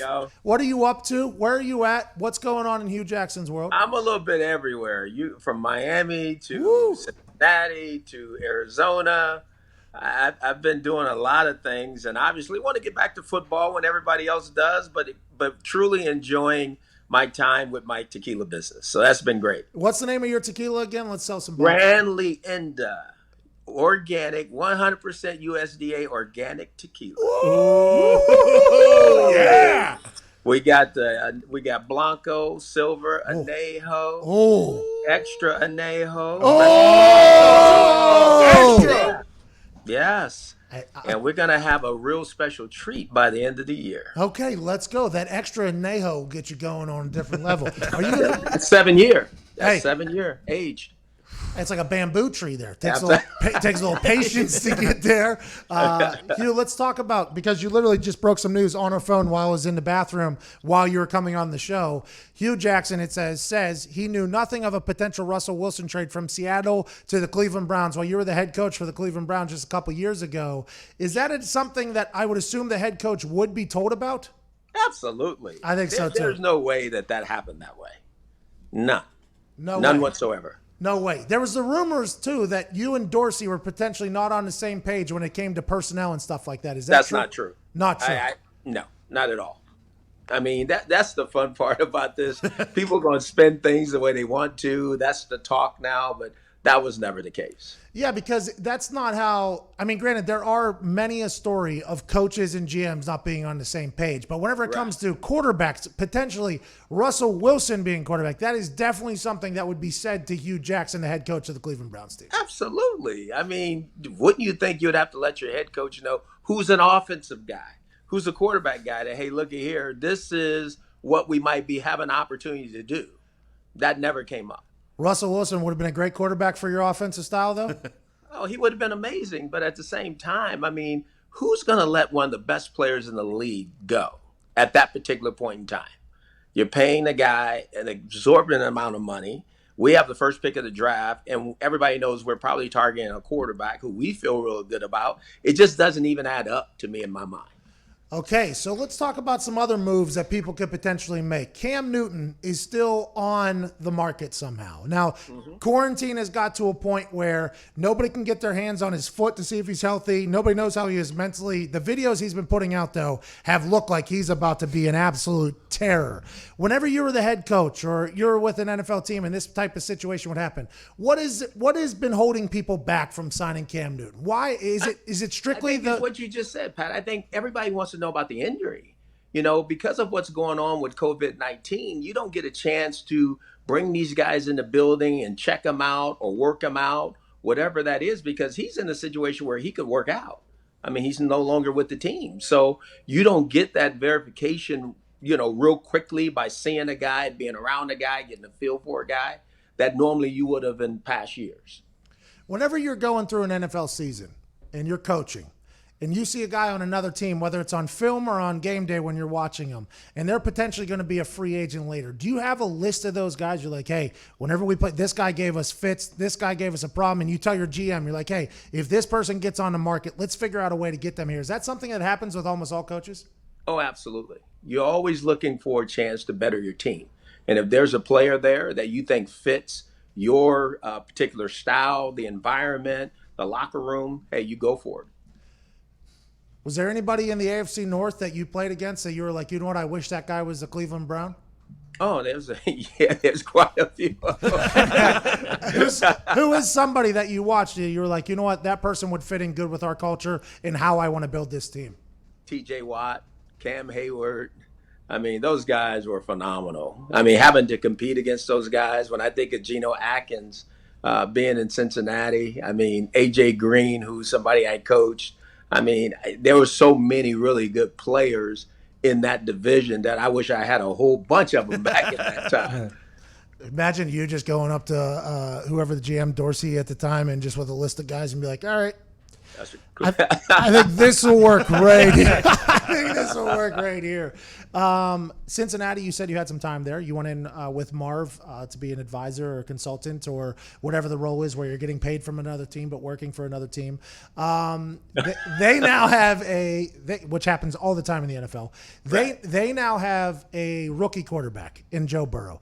They decided to get rid of Andy Dalton. Is that strictly because of the cap space, or is there a thought that when you have a young quarterback, you want to empower them to know that, hey, it's their job, it's their locker room, it's their entire thing?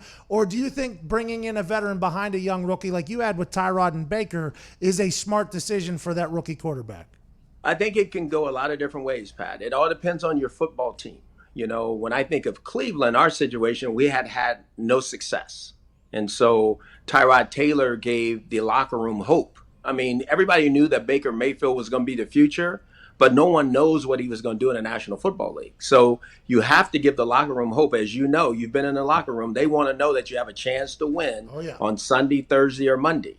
In the situation in Cincinnati, obviously, Andy's been the established quarterback there for a long time. Under Marvin Lewis, you have a new head coach, okay, who's going to want his guy so he can put his stamp on a particular player. So those kind of things start to happen. This is now the new head coach's guy. So it's not seen as Marvin's guy anymore as Andy was. So, you know, there's a lot that goes into those decisions. But at the end of the day, you hope every decision is made is about, can I put the team in position to win? That's the most important thing. When you were watching these guys, you went and did some stuff with Herm Edwards down at Arizona State. So you know the college game a little bit. You want to get back into NFL coaching. I assume whenever you can take visits and stuff, somebody's going to have you in your room because your wealth of knowledge and your experience. But when you're looking at those college quarterbacks, there was a big conversation now before the draft. It was like, okay, Joe Burrow's clear number one.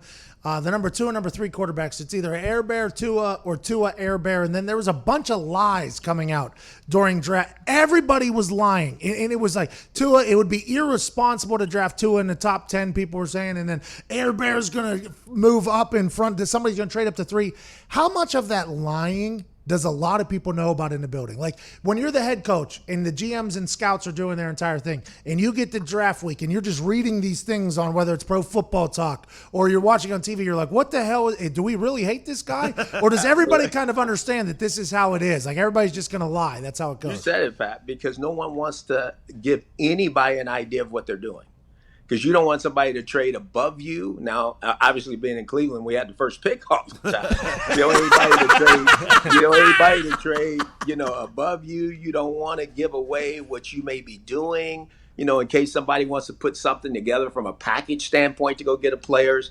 Information is really important to keep under wraps. Now, putting out bad information is really good, you know, making sure that you keep people off of what you're trying to do. And a lot of that does go on.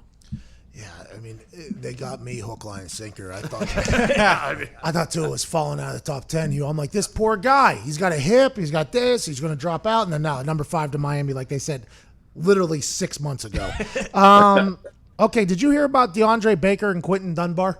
Yes, I did. Okay, obviously sad situation. You never want to see somebody who has the entire world in their hands be in a situation where a semi-automatic gun gets pulled out. But in the gambling world, I think anybody who's been in a locker room understands that, you know, some things do get a little bit contentious if somebody doesn't want to pay, and you just got to hope that those things get resolved quickly. If you're the head coach of DeAndre Baker, who is allegedly the guy who pulled out the gun and everything like that, what are you saying to him? Because all you ever hear teams say is, we are reaching out and gathering information. What are those conversations happening between team and player when it gets in trouble? And are they actually just gathering information, or are they trying to figure out, okay, how do we protect him as much as possible and see if we can get him out of trouble? No, you're trying to say how you can get him out the building without the NFLPA jumping you. Okay. You know, most coaches don't want to deal with that. I'm just being very honest with you. I'm really surprised, Pat, that there's not more of that. And I hate to say it this way, going on right now, not because of there's bad players. I just think the players now, they're not in their normal routine. They're not in organizations and cities where they play football. There's different anxieties and stress. You know what that's like. Guys are used to routine.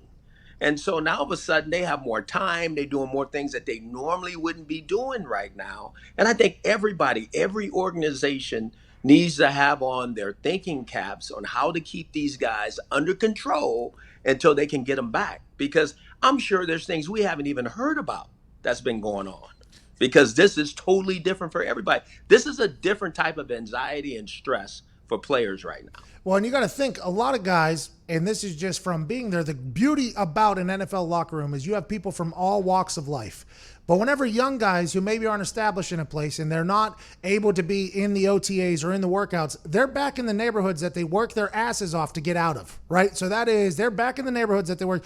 And I said, after your rookie season, it's the first time in your entire life that you have any freedom. Because in college, you got year-round training. Whenever you're in high school, it's year-round training. Then you get to the NFL and you have the full rookie minicamp, OTAs, training camp, season. Now you have money and you're told, okay, you have 3 months now to go do whatever.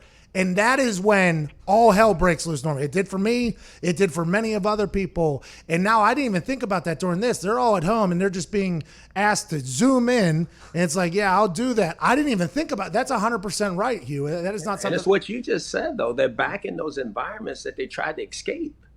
You know, they're back to being places and around people that maybe not are good for them in these environments, and all of a sudden, all it takes is one slip up like this, and it could be your career. So that's what I'm saying. I would think coaches want to make sure that they reach out to their teams, and this is a huge, huge lesson as to what's going on. You just talked about how like that you potentially find a way to try to get them out of the building. Is that Pat always says be who you can afford to be? Is that the same for like a guy like DeAndre Baker who was a first-round draft pick last year, or are they trying to maybe build around him and maybe mentor him since he was a high draft pick? Well, when you pull a gun, that's different.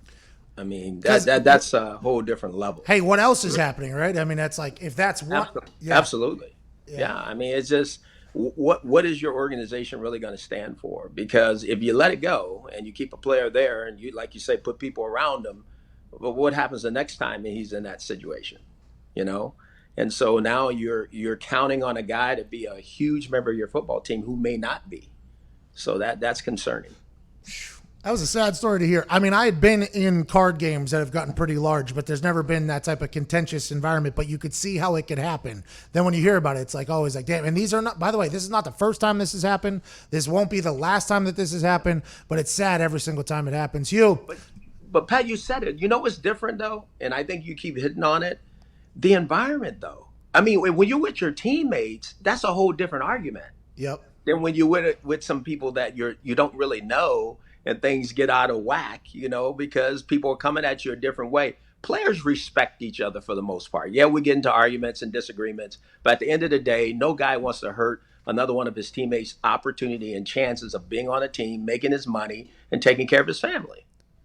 How about, okay, since you brought that up, this Mike Tomlin allegedly gave an envelope to James Harrison. James Harrison said it wasn't to reward me, and he didn't say he would give me money if I hurt somebody. I think if it did happen, it was more like Mike Tomlin saying, hey, you're probably going to get fined for that, as maybe like a laughing, joking moment. I might be wrong there. How do you feel about how that entire Bountygate thing kind of unfolded? And then obviously Greg Williams was on the squad there. What was his kind of reaction to how that, because it changed a lot of things. I used to give out $100, $1,000 if a guy would tackle somebody inside the 20. Couldn't do that anymore. I mean, it became a very different locker room all of a sudden. Well, you said it. I would be surprised, you know, and I don't know. I didn't see the conversation. I heard it. I just don't know if it was in a, like you said, a joking manner, because, hey, you probably are going to get fined here. Yeah. Hey, buddy, boy, this might help you out for a second. It probably was all in fun and game, you know. I think so, too. And now it's a big deal. I get it. I think so, too. Well, Hugh, we can't thank you enough. What's the name of that tequila again? Grand Leyenda. Grand Leyenda. There's the Anejo. The Anejo Blanco Reposado. Oh, there it is. Oh, baby, is that beautiful? Woo. Hey, did you help design the bottles and everything, or were you like? No, I didn't help design the bottles, but boy, I sure did make sure that we kept the bottles in there. We appreciate you, ladies and gentlemen. Thank you, Hugh Jackson. Great conversation with him, man. Every single time we talk to him, I enjoy the conversation. That is something I hadn't thought about, though. You got guys going back to the neighborhoods, right? I mean, it's just going back to wherever they worked out, and people that they've been friends with their entire life probably think like, hey, you know what? This is a good thing. It's a good decision. Then you get kind of caught up, and you're like, okay, now somebody's going to flex on you. Do you flex back? Are you soft? Oh, he got rich. He's this guy. I mean, it's just a lot of things. Whenever you're at your team and you're in your facility, it's like, okay, it's a little bit more controlled and regulated. He is 100% right. I didn't even think about that because, I mean, if this is me right now, how many Zoom calls am I attending if I'm that age, if I'm 22 years old? Yeah. I'll probably turn it on. What's going to happen? What are we doing? Okay, I'm getting out of here. All right. And who knows what the hell's going to happen? Hard to imagine Joe Judge after watching his interviews and, him talking about coaching that he's going to keep a guy like DeAndre Baker. Which is sad, by the way, because remember when Saban said, whenever guys make a mistake or something in college, whether it's cheating or something absolutely terrible, he's like, what do you want me to just kick him out and just send him right back because he made a mistake? This guy, first-round draft pick last year, potentially threw his entire life away for a fake watch and a couple other Only roll-ups. 22. Sad story, but that's not what Feel Good Friday's all about. No. On the other side, we have a music performance. What? We have a music performance. Is that What? right? Zito, is that right? Yeah, I think so. Zito was out there. Okay. There's been an hour and a half set up for this thing. It's a great song. It's a really good song that's going to be sung. Last time we played it, we got a strike on the show. Wasn't happy about it.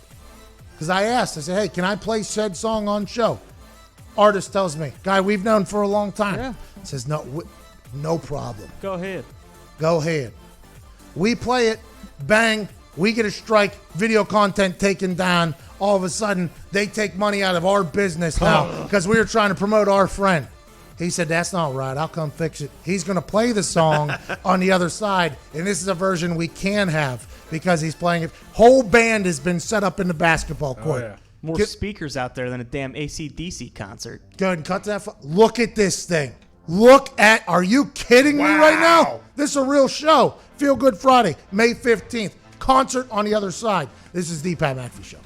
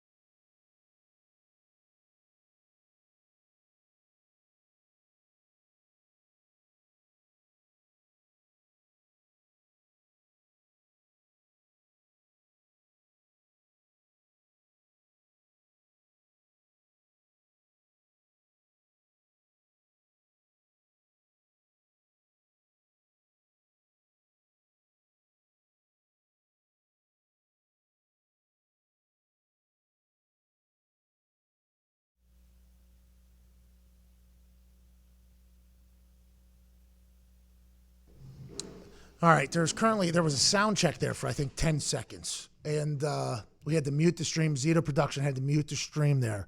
Can't have a muted stream though. For the good of the show, we can't do that.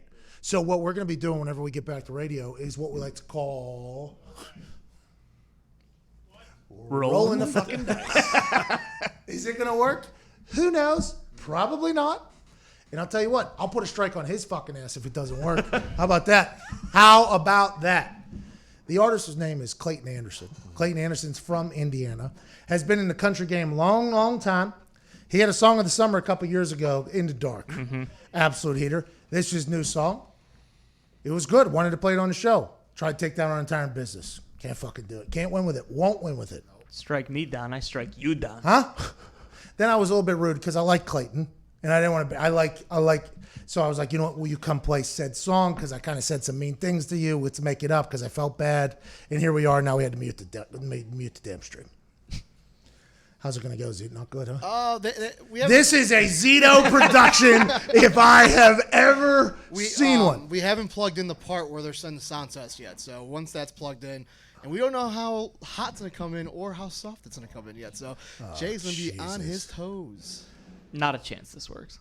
But if it does. We've said that a lot of times. If it does. But if it does. So if you are listening right now, just make sure you have your volume a little lower than usual. Yeah. So you don't blow your ears out. This son of a bitch could come in real hot. Or real soft, so you can control when it goes louder, but you can't go softer when it comes in hot. By the way, there's a full drum set out there on stage. Yeah. There's a guitar. By the way, this is what happens when you have a massive space. Okay, these are things that can happen. That right there is the I have not gathering been chord. within 40 feet of that band. Neither is other than Zito, who's had to go out there, and Tim McAfee, who probably shouldn't be near anybody. I have been because he's a little bit older. Yeah. I mean, Tim's immune system, though, by the way, is a fucking ninja. I assume his immune system is Ironclad. Yeah. That's Tim McAfee's immune system, by the way. So, I don't know how this is going to go. We should probably do a phone call, though, here. How much time? Victor in Oklahoma, what's going on, pal? All right, Bet I Victor. have a We got question for Warwick you. from Australia on the bottom there. Oh, there we go. Warwick from Australia. What's going on, bub? G'day, Pat. I'm doing great, mate. How are you? Hey, good day, pal. Hey, how are you doing? June 11th, AFL comes back. The greatest sport on earth, Aussie rules football, is back June 11th. How does the Big Island down under feel about that? Oh, mate, we love this sport. It's brutal. We play it just for fun. I've actually broken my face twice playing this sport. I've got 2 metal plates in my jaw, but we can do that because we've got public health care down here. Oh, public health care. You can break your face if you have to. You get 2 metal plates in the jaw. The game is not known by a lot of Americans. I guess early 80s, ESPN used to run it, but as of late, you don't really see it. I caught it there at the tail end. I thought it was the most electrifying game I'd ever seen. Is that what I'm in for the entire league starting here on June 11th? Oh, absolutely. I mean, some of the players might be a little bit slow coming out the gate because fitness has been probably a little bit down, not being able to train, but they're starting training back this week and should be able to see some electric plays, mate. Getting up. I love that. Thank you, Warwick, for calling in. Shout out to all of Australia that watches. We're 15 seconds till we're back. Is somebody going to tell them to stop practicing? Let's get to it, or the guy on the drums is just banging him.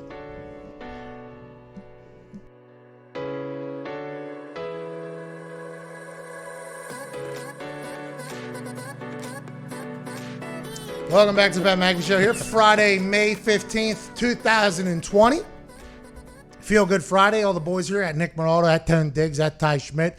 Jason McAfee's here, walking in after finishing a Zito production. Viva La Zito's here. Evan Foxy's here, answering a phone call at Boston Connors back there. Had a single bar helmet before he had to go to work. And obviously, Mullet Mitt, our intern, is here taking all the minutes from the hour. We will hear from him shortly. Zito, is the band ready for Feel Good Friday?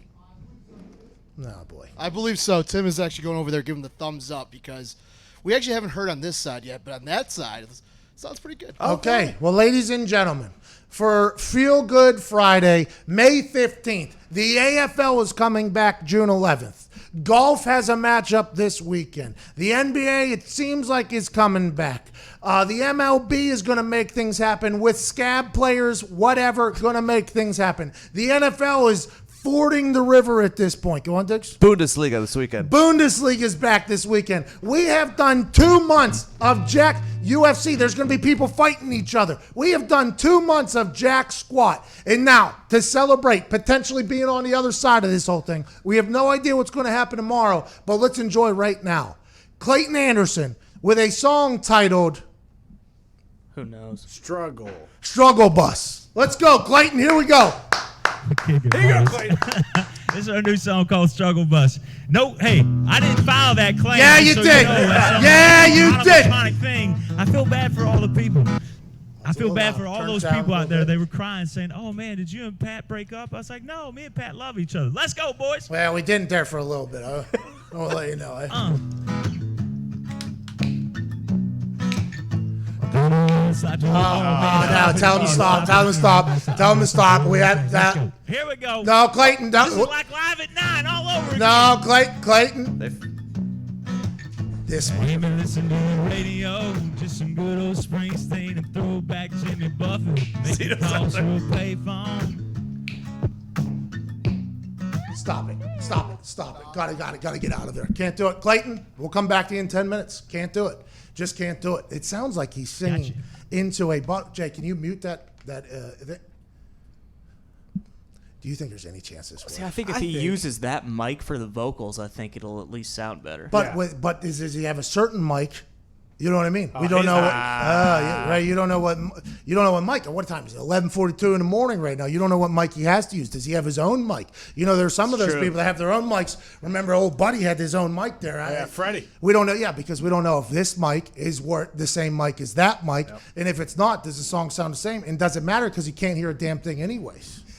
That's a good point. It's tough. I mean, it's tough. I have no idea. I have no clue. I honestly have no clue what to do right now. All-terrain Zeke will get it done. We know he will. Well, Zeke came in with a face that said they are not ready to do what they're about to do. And there was no sound check. It took an hour and 30 minutes to set up. So this is a full setup. And we should give him a chance to see. Zito's going to work over there. Let's go, Zeke. Come on, boy, Zeke. Bring it home, Zito. Come on. Zeke, figure it out, Zeke. Come on, Zeke. He's going to be so mad. He's so angry right now. He is so, because you know what he's going to say? Well, I did ask for a sound check. That's he's going to start eating. He's going to stress out. Whenever Zito, because he did say we needed a sound check, and we said, well, can't happen. Can't do it. And anytime we affect a Zito production, he does get genuinely upset whenever things go wrong because he feels bad. And you know Zito Production's going to get blamed. But then he'll try to also say, like, I tried to say that we needed I told him I needed a sound check. This is not good. It's not fair for Zito. But while we're waiting for them, we'll get to Chris down there in Miami. Chris, don't play cards down there. I've heard it's a wild scene. Hey, it's a good day to be a gangster. Must be a great day to be Pat McAfee. How we doing? Oh, geez, moving silence like lasagna. Hey, man, let's have a conversation about it. What do you want to talk about, bub? Brother, I got the UFC locks of the century. Y'all ready? Yep, absolutely. I wish this would have happened earlier because I tried to bet on the locks last week that I thought were locks, and other than Sendejo, everybody else lost. Cejudo. Correct. He won. Oh, dude, no. So no lie, I've been cold the last few days. That's why now we're primed to win it. Can't do it. Good move. Can't do it, Chris. Can't do cold it. picks. Why would you say that? You're in the middle of a cold, Chris. Lie to us. Say that? We do not know that you are in the middle of the coldest time of your history of betting. We don't, Chris. I can't have that happening. I would be a bad person if I let Chris, who's on a noted cold streak right now, cannot have him giving out his locks of the week because he thinks it's going to turn around. Well, you never know. Cold streaks, that's the thing. They always end, and they usually end in a victory. Not for you, pal. You've been stacking L's higher than any human I've seen in history. And that's why I know I'm close to that win. Let's go to Lionel in Georgia. Lionel, what's going on? What's going on, boys? This show makes my day every day. Usually I work about 16 hours. I'll binge watch / listen to this one and McAfee and Hawk the next morning. It's nice to get on the call for once, though. Well, I appreciate you calling in. And the fact that you're working 18 or 16-hour days, I want to let you know, I respect that. Maybe take a nap and can't wait to get back to regular life. But we're lucky we're alongside of you. Have you ever heard a show try to do a dry run with a full 5-piece band live on air?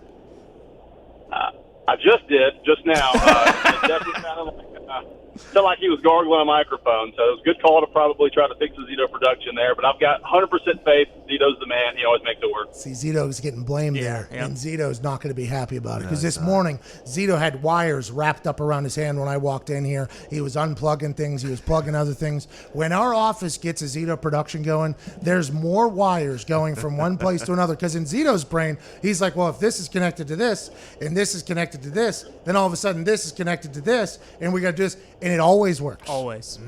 It makes zero sense. People that have degrees in this type of thing have seen Zito Productions before and have almost lost their damn minds. They have no idea what's going on, but it always works. That's why I'm 100% sure within the next 3 to 4 minutes, Zito will get that thing figured out. What do you want to talk about down there, though, brother?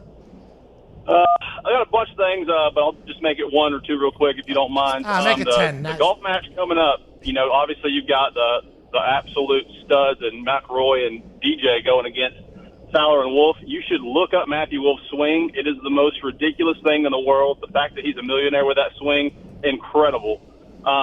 Point of contention, just to give you something to talk about later, hopefully. Don't know who told you that Tampa Bay is a top 5 defense. They're not.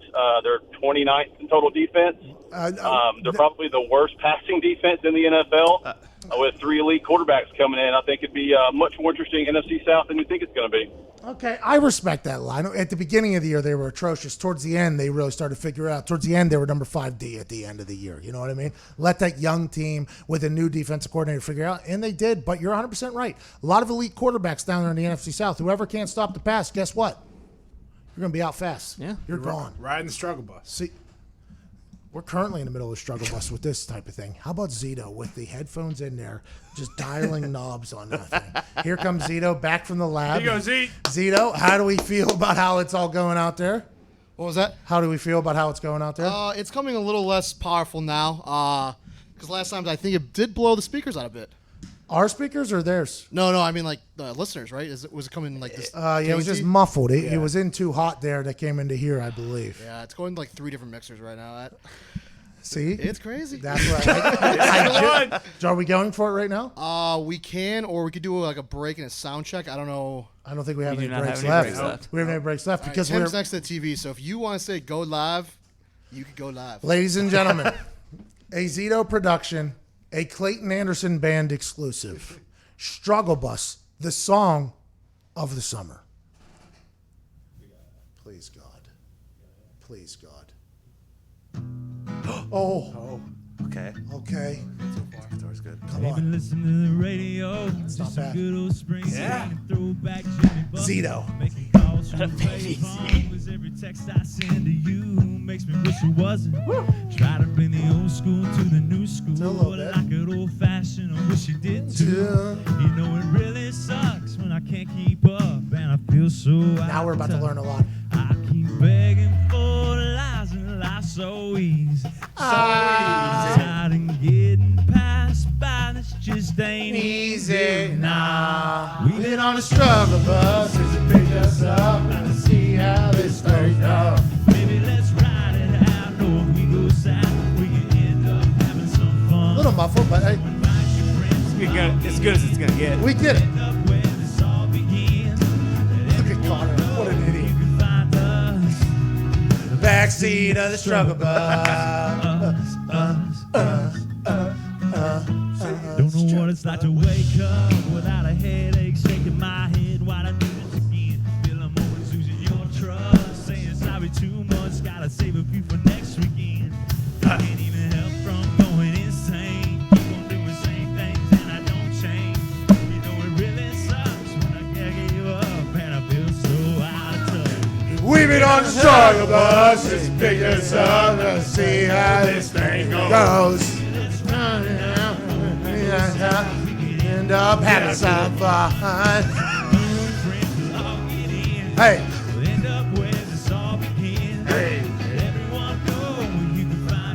Let's hear it. Backseat of the struggle bus. Backseat of the struggle bus. Oh! Begging for the life, not so easy. Oh, there it is. It just ain't easy. Oh. Living on the struggle bus since it picked us up. About to see how this goes down.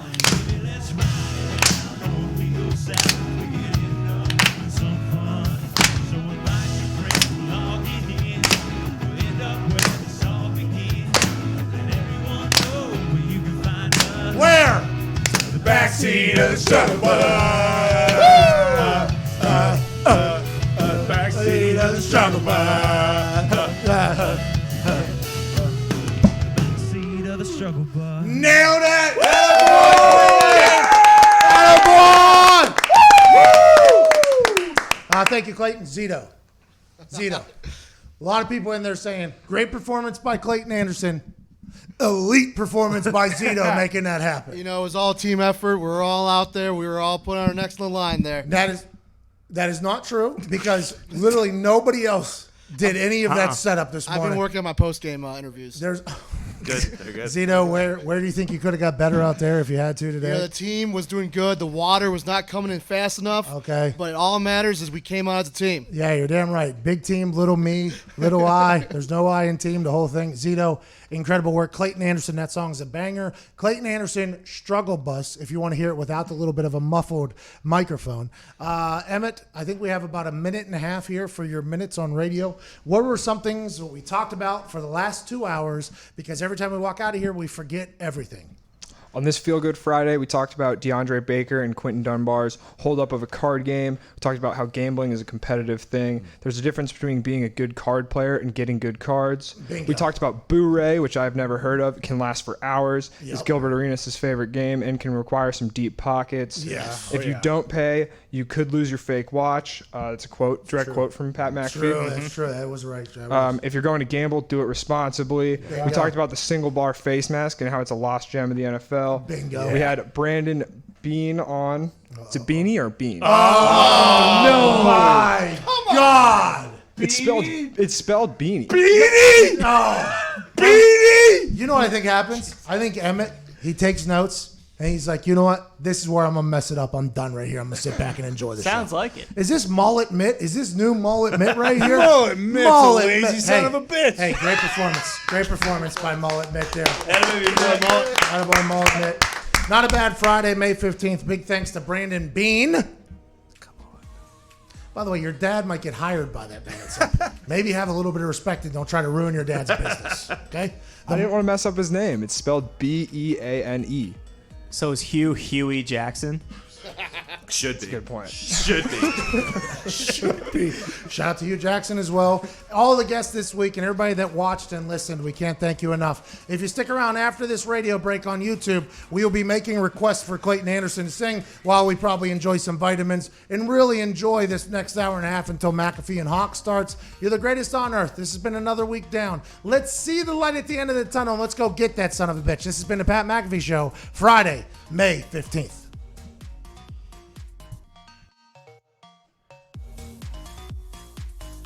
All right.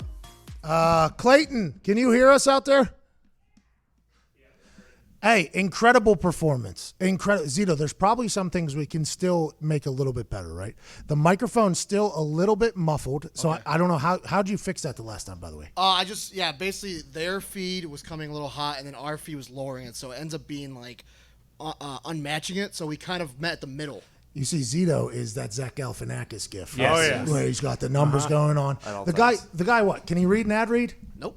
Not bad. Well, Sometimes, he crushes it. Yeah, not bad. You get through it, but it's not. But you get Zito in this type of environment when the pressure's on and there's a little bit of a faulty tech situation. This is when the Zito really starts to shine. Oh, yeah. What the fuck happened with Brandon Beane? Did you hear a single person say Brandon Beane in this entire thing?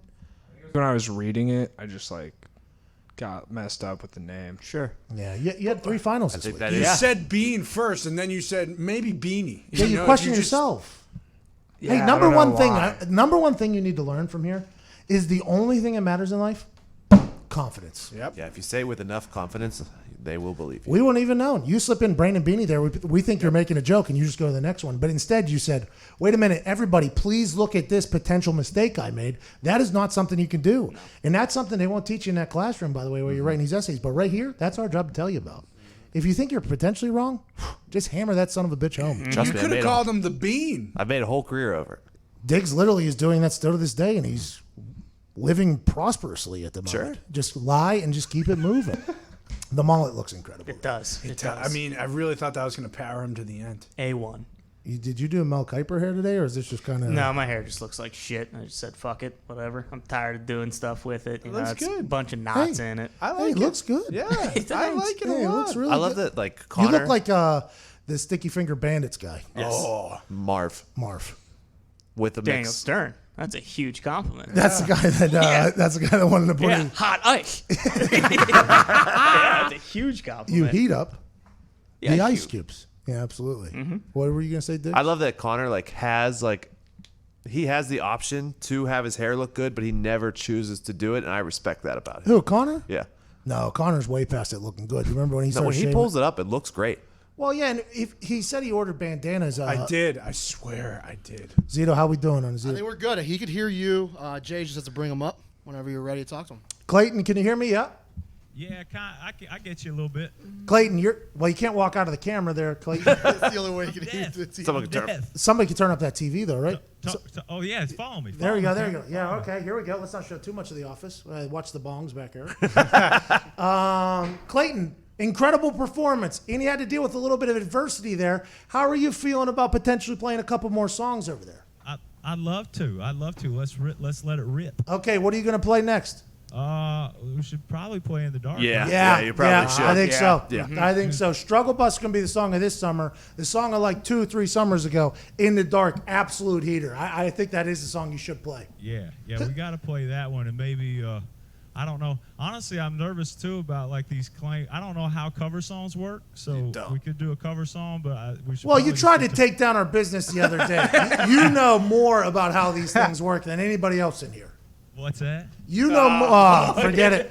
Let's play In the Dark. The boys look good. So do you. I can't wait to hear this. Thanks. Yeah. And by the way, I did not file that claim. I did not file that claim. Hell, I was asleep. I wake up and there's a text from Pat going, "I'm going to bury you." I said I have to. I said I have to bury you. Listen. At least I get a text one night. I'm thinking, man, this is going to be the greatest week of my life. Pat's going to play the song. We're going to blow up. I'm going to get a record deal finally. Look at this. And then I wake up saying, "You're dead."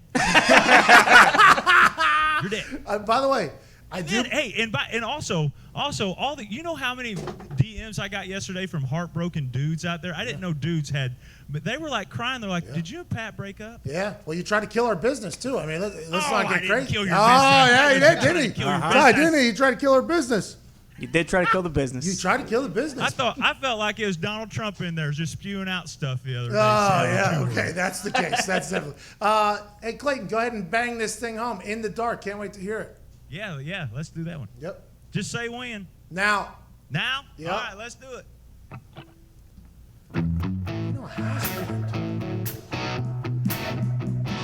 Thanks to Pat McAfee and the boys. Just get to it. It made that Indy 500 show right. Yeah. My baby's got a little secret. She knows I know how to keep it. Ain't trying to tell nobody. She likes it a little bit now. Don't mind giving up those kisses. That ain't nobody's business. She's down anytime as long as I keep it in the dark. With her lights down low. Nothing but high heels. Talking about a smoke show. Woo! She got my number. We keep it undercover. She only lets me love her in the dark.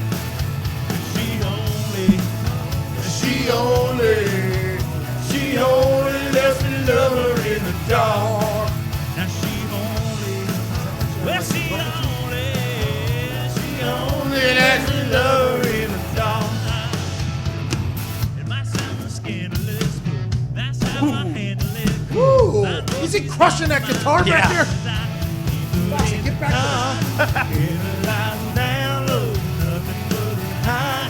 Talking about smoke. That bass guy's getting it over Yeah. Yes. There it is. Yep. Oh, somebody's in a solo. Guitar. Foxy, find him. There it is, Foxy. Oh! That's it.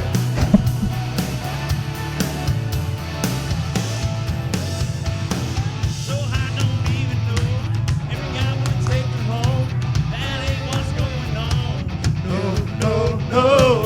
She's right here by my side. She ain't going home with Hank tonight. No. Not Hank. With the lights down low, nothing but her high heels, talking about a smoke show. She got my number, we keep it cool. She only lets me love her in the dark. With the lights down low, talking about her high heels, talking about a smoke show. She got my number, we keep it undercover. She only lets me love her in the dark. She Oh no.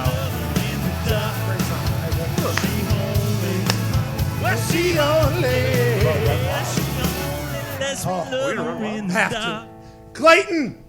Clayton, absolute heater. Tell your guitar player we apologize. Foxy missed the guitar solo in the middle. We were bouncing around. Clayton, I think we have to have. Yeah. I think Run Wild has to happen right now. By the way, YouTube comment section on your side, talking about this being bangers. You sound good. They don't hate you for trying to bury our fucking business. Now let's go ahead. Maybe we get a little Run Wild and let's just keep it going here. You all right? Let's do it. Should we play Run Wild? Yes. Yeah. Oh, yeah. Let's do that one. Yep. Let's do that one. Hey, hold on. Man, Clayton. Clayton. Can you hear me? Is there any guitar solos in this song that we should know about, and more particular, Foxy should know about, so we can get a good shot on it? Oh, yeah, absolutely. Where? You want to tell him when the guitar solo happens? Just move to the middle. About the guitar solo section, about 3/4 way through. Get okay, ready. all right. Fox, thank you for that. Get those fingers loosened up. Foxy, because you're getting buried in the comments section. It's like playing a video game. We got this joystick back here, and I'm just trying to move it around. I'm trying to find. I can't see everything. You didn't deserve that. That was good producing by you. 3/4 of the way through, the guy that's on the left, not the guitar on the right, the guy on the left has a guitar solo, and it's going to be a banger. Got it. Yeah, the guy on the right was feeling it. So he was. The bass. Bass guy was feeling it. Yeah. I mean, it was awesome. All right, we appreciate you, Clayton. Let's run wild. Let's do it. Oh. We'll be hanging on the edge tonight. Feel the rumble and shake inside. Open road is a place to hide. Don't turn back when you put it in drive. Roll, roll, roll if you want to go. Roll, roll, roll if you're ready to go. Fucking all these horses need to run. To let them run wild. Fucking run wild. So fucking run wild.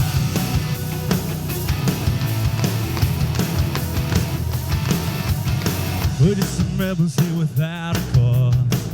Every move is like we break the law. You're gonna lose your feeling quick with the draw.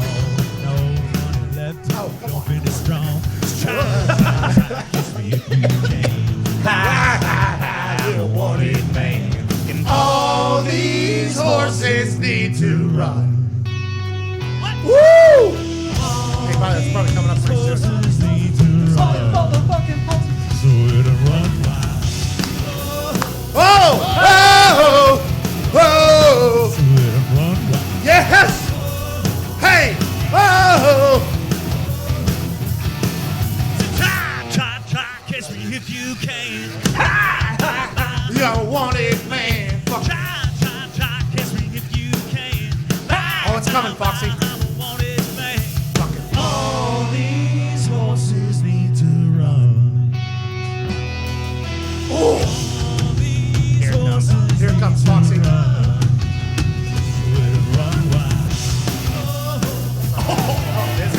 see that? Let it run wild. Oh! Hey! Oh! Oh, great, Clayton! Oh, here it is. Here it is, Foxy.